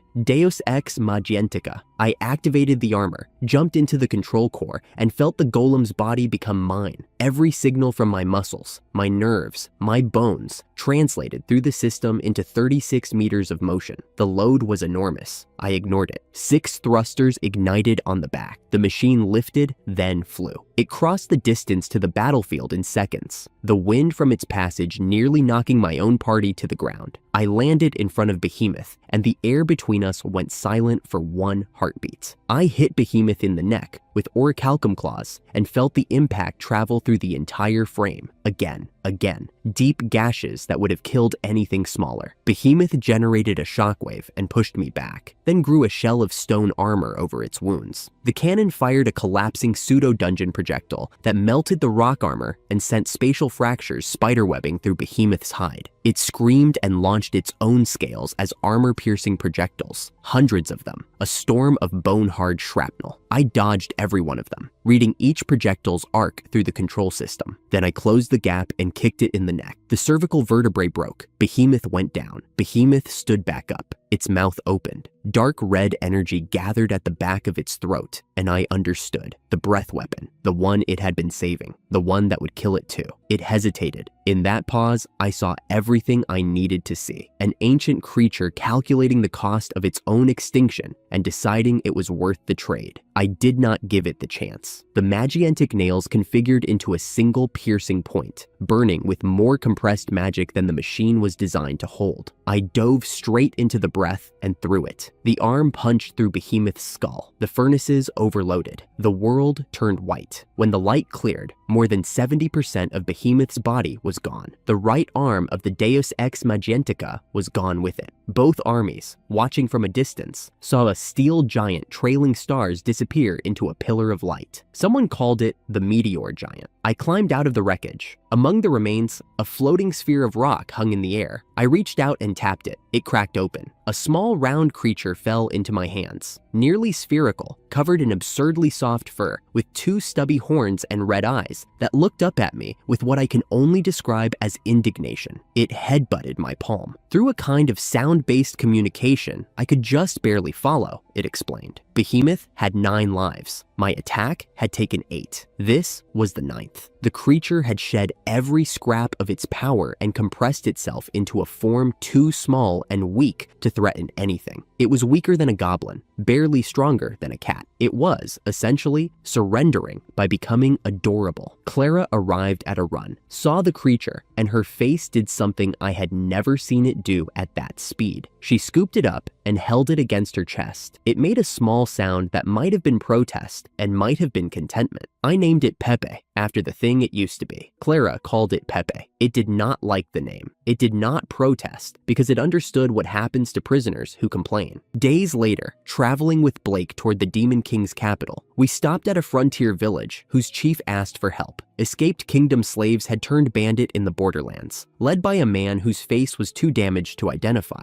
The village guards could not take him. Blake agreed. It was good politics and the right thing to do, which in my experience rarely overlap that cleanly. Alice located them with a detection spell she had built from our golem's sensor design, a cluster of life signs in the forest, grouped too tight to be natural. We moved in at dusk. It took 10 seconds. Diana and Blake hit the perimeter. Clara purified the site afterward with holy fire. Alice covered the exits. I put 2 rounds into the first sentries and turned to the leader. He saw me. His ruined face twisted with recognition and rage. He reached for his sword. I fired before his hand closed on the grip. None of us identified him. He was a disfigured bandit called Rotface, and that is what he died as. No confrontation, no speech. No one said the name Raven because no one there knew it belonged to him. He had escaped the front lines, crossed into Imperial territory where no one knew his history, and built himself a gang of desperate men. The hero who had engineered my destruction ended his life as a nameless criminal in a foreign forest, killed by the man he had tried to bury, without either of us knowing we had met before. Clara said a prayer for the dead. I let her. The Demon King's capital, Carivistella, was nothing like the kingdom. Tribal architecture layered on itself, every district built by a different people. The castle at its center was the largest structure I had ever seen, and Blake told me it was also the entrance to the Empire's greatest dungeon. The Round Table Chamber seated 13, 12 generals and Dante, who made decisions while the generals made proposals. The proposals passed quickly. Personal alliance between myself and the Demon King. Technical exchange with Norththoria. Support for Norththoria's independence. Dungeon conquest cooperation. One general objected. Ross was a white-furred fox beastman, and his concern was not political. It was cultural. Technology exchange would destroy his clan's traditional arts. The White Fox people specialized in illusion and curse techniques that required decades of training. In a prosperous empire, no one trained that hard anymore. Faster tools from Norththoria would finish what prosperity had started. I understood his argument. I told him that early adoption by choice causes less damage than adoption forced by pressure later. The Demon King added that special privileges breed isolation.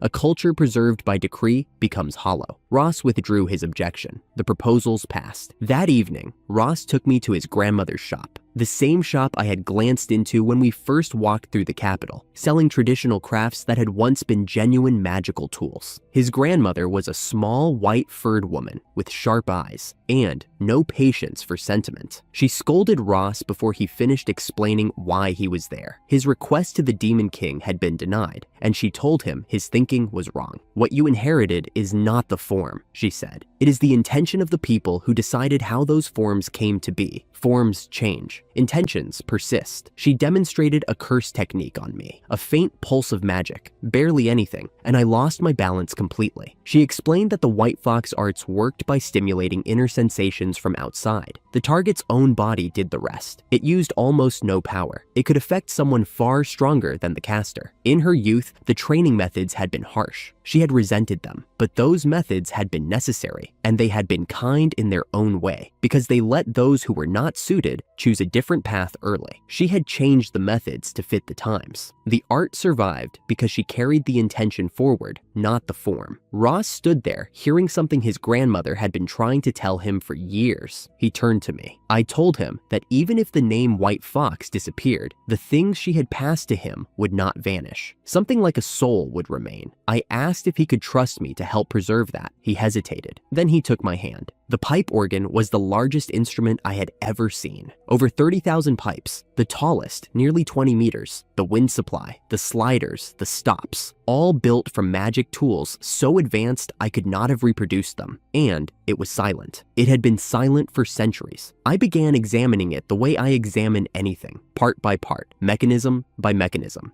Days passed. Nothing was broken. The organ was in near perfect condition. Every component did exactly what it was designed to do. A skull-masked general began showing up to criticize my methods. He told me I was handling the pipes wrong, working on the floor without proper precautions, placing removed components where they could be damaged. I listened. I adjusted. Some of his points were excessive. Some were things I would not have caught on my own. I said nothing either way. His visits became daily, then less frequent, then stopped. On the last day, he asked why I never argued back. I told him I was still learning. He said I reminded him of his nephew, a musician in the Imperial Orchestra. The nephew had listened the same way, silent and absorbing. His nephew had been killed more than 10 years ago in a village far from the front lines by kingdom soldiers who had no reason to be there. I had nothing to say that would have been enough. He left. He did not come back. I worked with what he had taught me, and after several days, I prayed once for his nephew and for the others who had died in that village. After that, the weight in the room felt different, not lighter, just mine to carry properly. More than a week of work, and I had the mechanism understood completely. The magical wind from the blower was interfering with the slider. The blower's mana changed the wind's viscosity before it reached the pipes. The pipes received air that was too thick and too uneven to vibrate properly. The sound was not gone. It was being smothered, but I could not find the cause. I had the what. I did not have the why. I came back to the room one afternoon, defeated. Pepe was in a small pet tub, being bathed by Clara. Alice suggested a change of perspective. Diana asked practical questions. Clara wondered if a silencing mechanism was hidden somewhere. Then Pepe drowned. His legs were too short for the tub. He went under and Clara lunged to pull him out, sputtering and indignant. I watched the water close over his head, and in that single instant, the entire problem reorganized itself. Sound does not travel well between water and air. The boundary between two media of different density kills vibration. The blower was not original to the organ. It was a replacement, installed after the original bellows had been removed. The replacement blower's magic-infused wind created exactly the kind of density boundary that stops sound cold. The original bellows would have supplied clean air, no mana interference, no viscosity problem. And because the organ was part of the dungeon's self-repair mechanism would have maintained the original bellows. If they had been destroyed, the dungeon would have rebuilt them. It had not, which meant the bellows still existed somewhere in the castle, repurposed and forgotten. I ran to the chapel.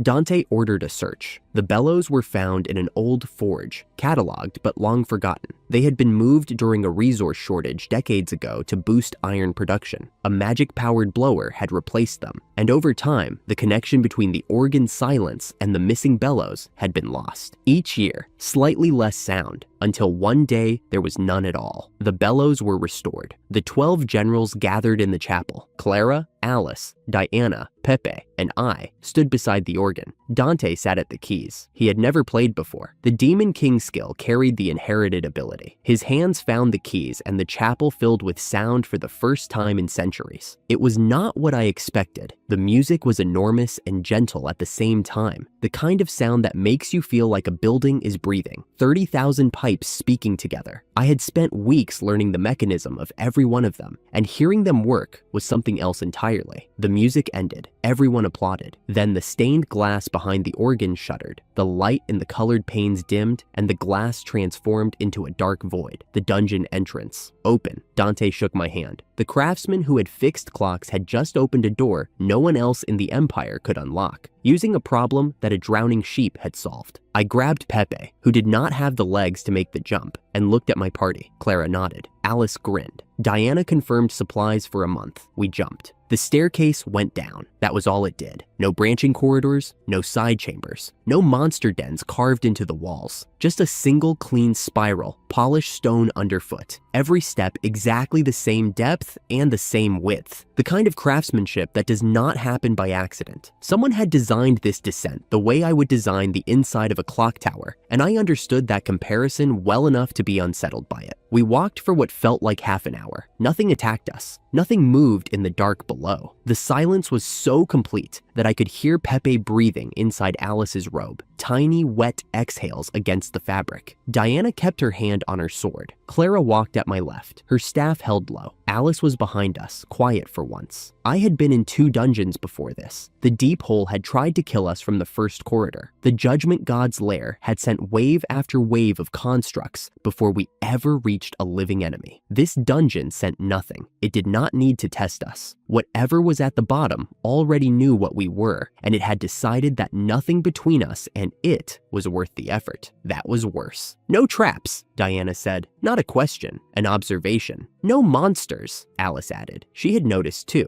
I said nothing. I was thinking about the pipe organ upstairs, the 30,000 pipes, the dungeon entrance hidden behind stained glass, the door that had been sealed by sound. A dungeon this deliberate does not leave its interior undefended by accident. It leaves its interior undefended because the defense is concentrated somewhere specific. We reached the bottom. The door was heavy, iron-banded wood, ancient, the hinges set deep into the stone frame. The bolt was on our side, not to keep us out, to keep something in. I drew the bolt. I opened the door. I went in first. The room was enormous. Vaulted ceiling lost in darkness above us. Polished obsidian floor that reflected the only light source in the chamber. A dungeon core the size of a house, mounted against the far wall, pulsing with slow blue-white light, like a heart that had been beating for centuries and had long since forgotten why. It was larger than the core in the deep hole, much larger. In front of it stood a figure, goat-headed, tall, wearing something that resembled a military dress uniform.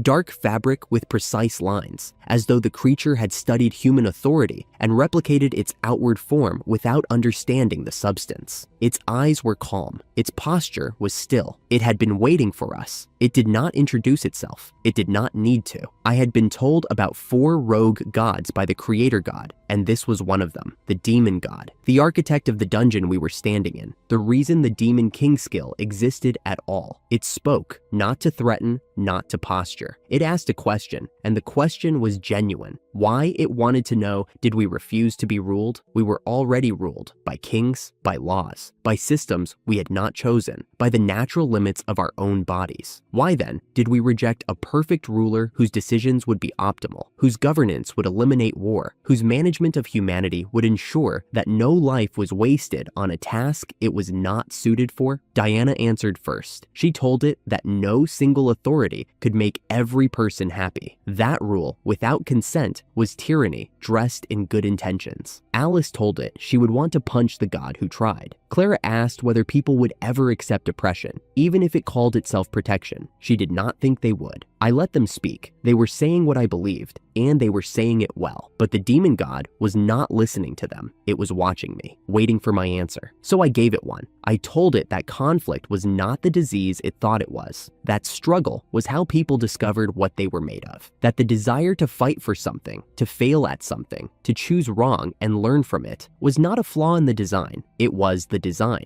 A world that removed the possibility of failure had removed the possibility of becoming. I had met people in the Empire who had every reason to hate each other and had chosen, by their own painful reckoning, to shake hands instead. That choice had meaning because it was theirs. A God-selected outcome would have been the same handshake with none of the weight. I had not prepared this speech. I did not need to. I had made this decision in a frontier village, standing over a dead woman who should have been alive, and I had carried it every day since. The oath I made then was the same answer I was giving now, at a different scale. A system that labels people does not get to also define their worth, whether the system is a guild, a church, or a god. The demon god called me a fool. It said I lacked perspective, that I would doom humanity to repeating the same cycles of war and loss and waste because I was too small to see the larger pattern. I told it I had seen the pattern. I just did not think the pattern was the point. It went quiet. The calm in its eyes did not leave. Something behind the calm shifted though. Not anger, disappointment. It had been genuinely willing to accept our cooperation. It had expected us to be reasonable. We were not, by its definition, reasonable. It turned. It walked to the dungeon core and pressed its hand against the surface. The blue-white glow intensified, and the room shook once, hard enough that I felt it in my teeth. It told us what it had done. The dungeon had been small on purpose. No monsters, no traps, no wasted power. Every ounce of mana the dungeon had accumulated over centuries had been compressed into the core and shaped into a single weapon, a guardian. A thing made entirely from dungeon core material, designed to be the last line of defense. The core split. Something stepped out, humanoid, over 3 meters tall, an exoskeleton that looked like it had been grown from crystal and chitin, translucent in places, catching the core's light inside its body like a lantern made of armor. No joints visible, no gaps, no face. The demon god called it Diablo. It told Diablo to kill us. Then the god dissolved, curling into smoke that rose toward the vaulted ceiling and vanished, leaving us alone with the thing it had built to end us. Diablo's eyes lit up. I fired Mistletoe before it finished standing. 3 rounds, center mass, full charge. The bullets hit the armor and did nothing. They did not ricochet. They did not chip the surface. They simply stopped, as though the crystal had absorbed the impact and decided it was not worth acknowledging. Alice hit it with fire, then ice. Her strongest combination, one spell stacking on the next. The fire washed across the armor and left scorch marks that healed before the ice arrived. The ice cracked against skin that was already clean. Clara threw up a barrier. Diablo charged straight through it, not around, through. The barrier shattered like glass, and Clara stumbled back. I generated Fresvelger in the gap, a 2-wheeled frame of compressed orichalcum, and Diablo crashed through that too, deflecting into the wall but barely slowing. Pepe screamed something from inside Alice's robe. He told me Diablo was nearly as powerful as he had been in his prime, Behemoth's prime, a catastrophe-class entity. That was what we were fighting, a weapon built from the same class of power that had required a 36-meter golem to destroy. Diana, I said. She was already moving. 6 flame swords materialized around her, crimson blades floating in a hexagonal pattern. She drove them into the floor and the array erupted upward, a cage of fire that enclosed Diablo on all sides, pillars of flame locking it in place. 1 minute, she said through her teeth. That is all I have. It would have to be enough. Alice pulled something from her belt. 2 bracelet-shaped devices, each one centered around a magic stone that glowed faintly green. She held them up. She told me she had been working on a theory since the Empire Crossing, a way to boost combat power without the dem. She had identified something during her research on faith effects and domain resonance. My clock domain operated on a temporal substrate. Clara's holy domain operated on a purification substrate.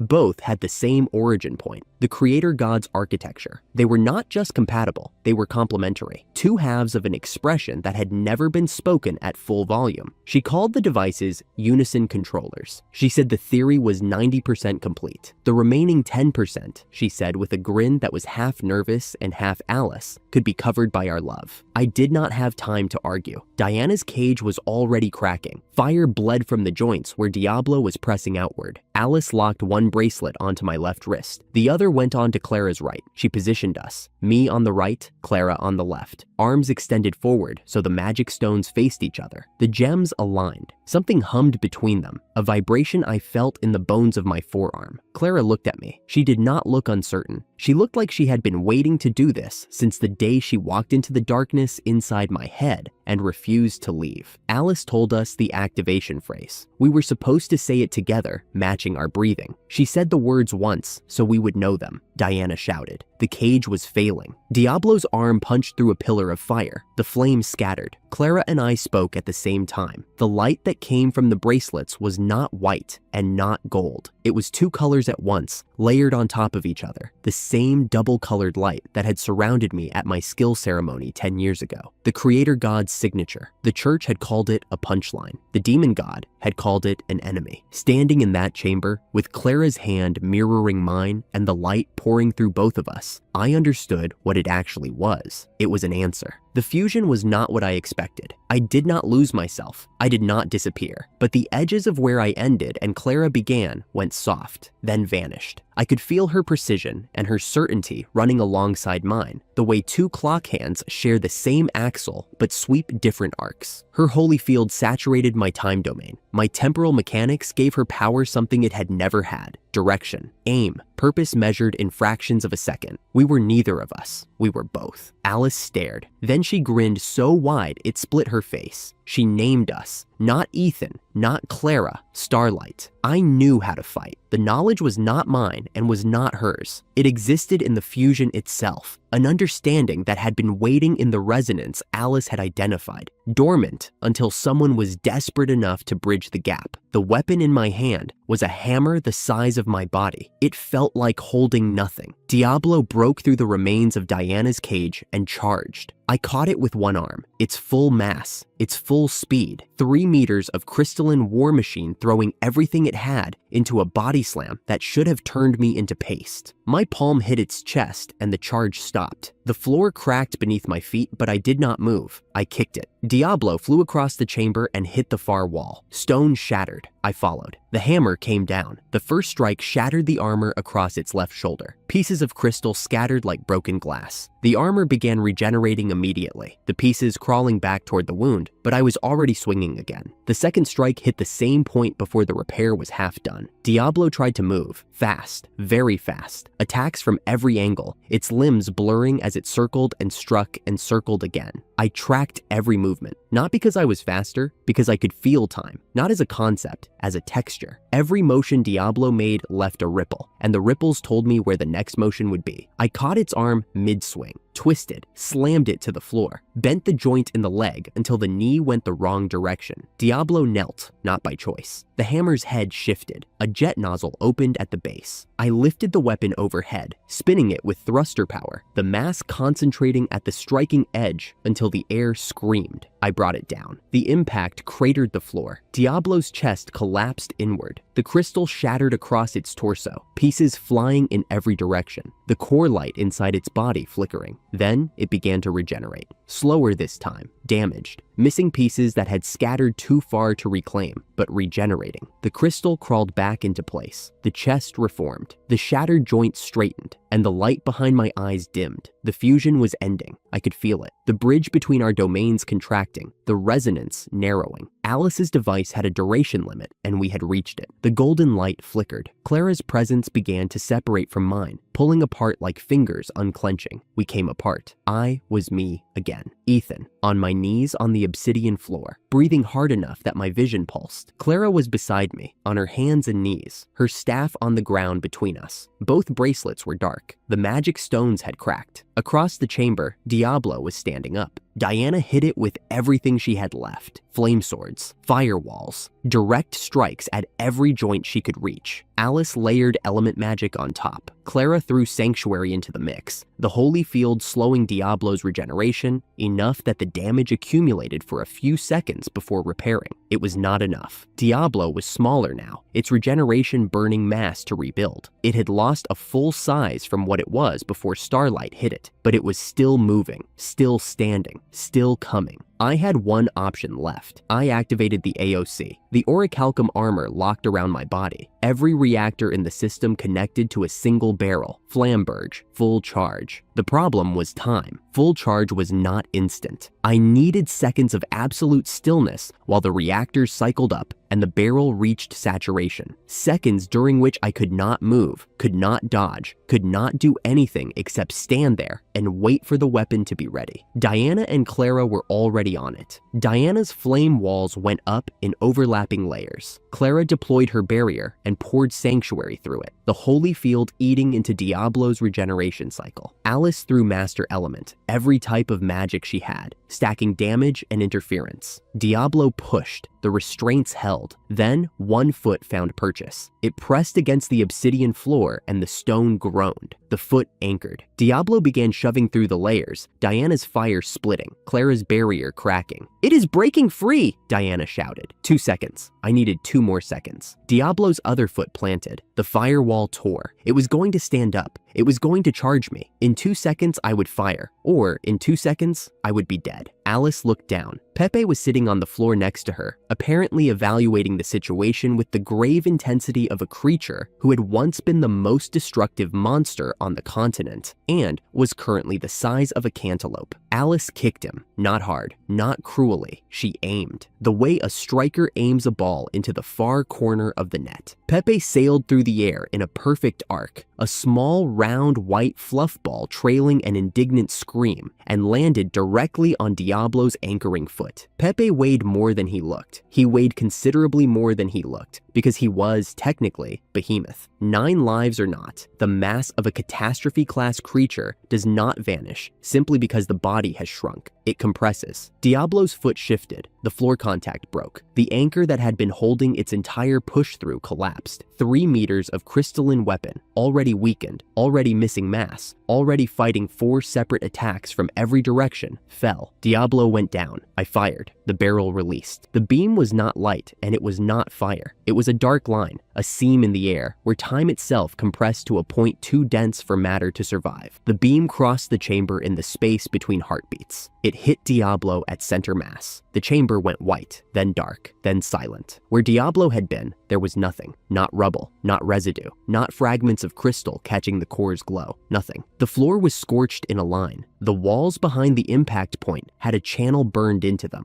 But where Diablo had stood 1 second ago, there was empty air. I lowered the cannon. The reactors powered down. The thrusters went quiet. Pepe was on the far side of the chamber, wedged against the base of the wall where the impact had thrown him. He was unharmed. Alice had wrapped a protection spell around him before the kick. He was, however, furious. His tiny round body shook with rage. His protest echoed in the silent room like a very small bell. Nobody said anything for a long time. I walked to the core. It was still pulsing, slower now, without Diablo to sustain. The blue-white light had a rhythm to it, regular and old. The kind of pulse you feel in ancient clockwork that has been running longer than anyone alive remembers winding it. I generated Mistleton, 3 orichalcum bullets in the chamber. I fired once. The core cracked. I fired twice. The crack widened, light bleeding through the gap like water through a dam. I fired a 3rd time. The core shattered. The room trembled. The obsidian floor split in jagged lines that raced toward the walls. The ceiling began to shed dust in sheets. The dungeon's spatial architecture was dissolving. Without the core, the pocket of compressed space that held this chamber together had no anchor. It was collapsing the same way the Deep Hole's core chamber had collapsed. Deliberately, the architecture winding down in a controlled sequence that gave conquerors time to leave. "Move," I said. We ran. Back through the chamber, through the iron door, up the spiral staircase, the steps shaking beneath our feet as the stone released tension it had been holding for centuries. Pepe rode in Alice's arms this time, not her robe. He had not forgiven the kick. He made this clear by refusing to look at her. The stairs ended. Daylight poured through the opening above us, golden and warm, the last of the evening sun slanting through the chapel windows of the Demon King's castle. castle. We climbed out. Dante was waiting. He was standing at the far end of the chapel, arms folded, the stained glass behind him, casting colored light across the stone floor. He had not moved. He had not paced. He had simply stood there and waited for us to come back, because that was what he had decided to do.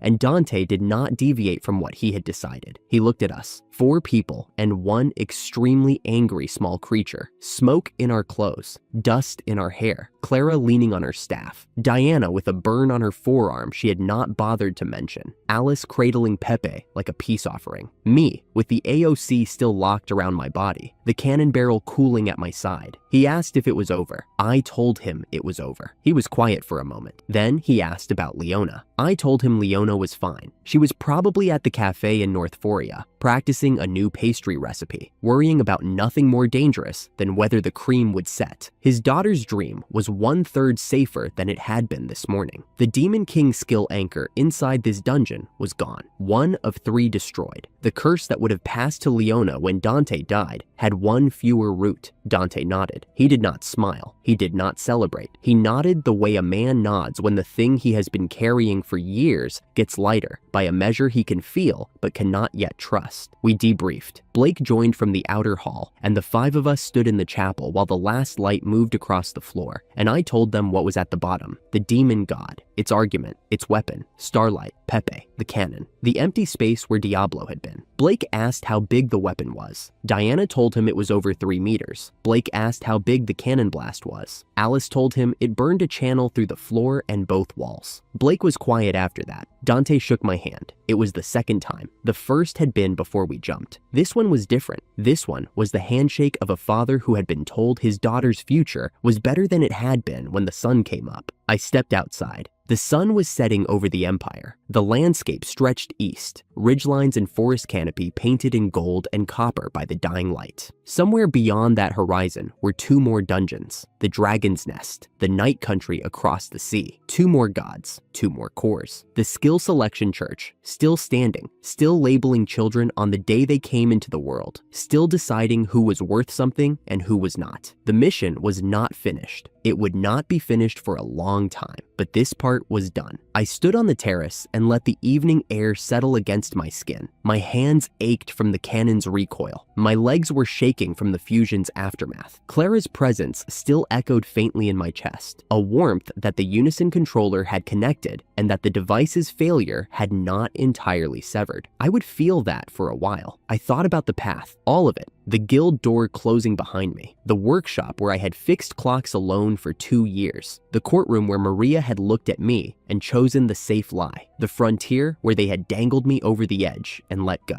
the cave at the bottom where I had stopped my own hunger clock and discovered that the skill they had all laughed at was the only thing in the world that could save me. I thought about Clara, sitting in a cage at a slave market, believing she was evil because a priest had told her so. I thought about Diana, walking into a party of strangers and deciding, quietly, that the fight was hers too. I thought about Alice, who had destroyed a building out of love and spent months chasing me across a continent because she could not live with what she had accidentally done. I thought about Miranda, who had died before I could save her, whose death had become the oath that brought me here. I thought about Pepe, tripping the final boss, because of course, the most powerful weapon in the dungeon was felled by a tiny, fluffy creature the size of a cantaloupe, kicked across a room by my sister, landing on a foot at exactly the right moment. The story of my life was full of things that should not have worked, wielded by people the world said should not matter. Every one of them had mattered, every single one. The collar was gone, the guild card was black, the Viscount medal sat in my pocket. The creator god had given me a mission, and I was carrying it forward, 1 dungeon at a time, 1 god at a time, 1 broken system at a time. The church still stood. The labels still stuck, but the architecture underneath was cracking, and every core I destroyed took a piece of the foundation with it. 2 dungeons remained. The war against the system that created people like me and Clara and Kurt and Miranda was not over, but the first major battle was won. The demon god's castle was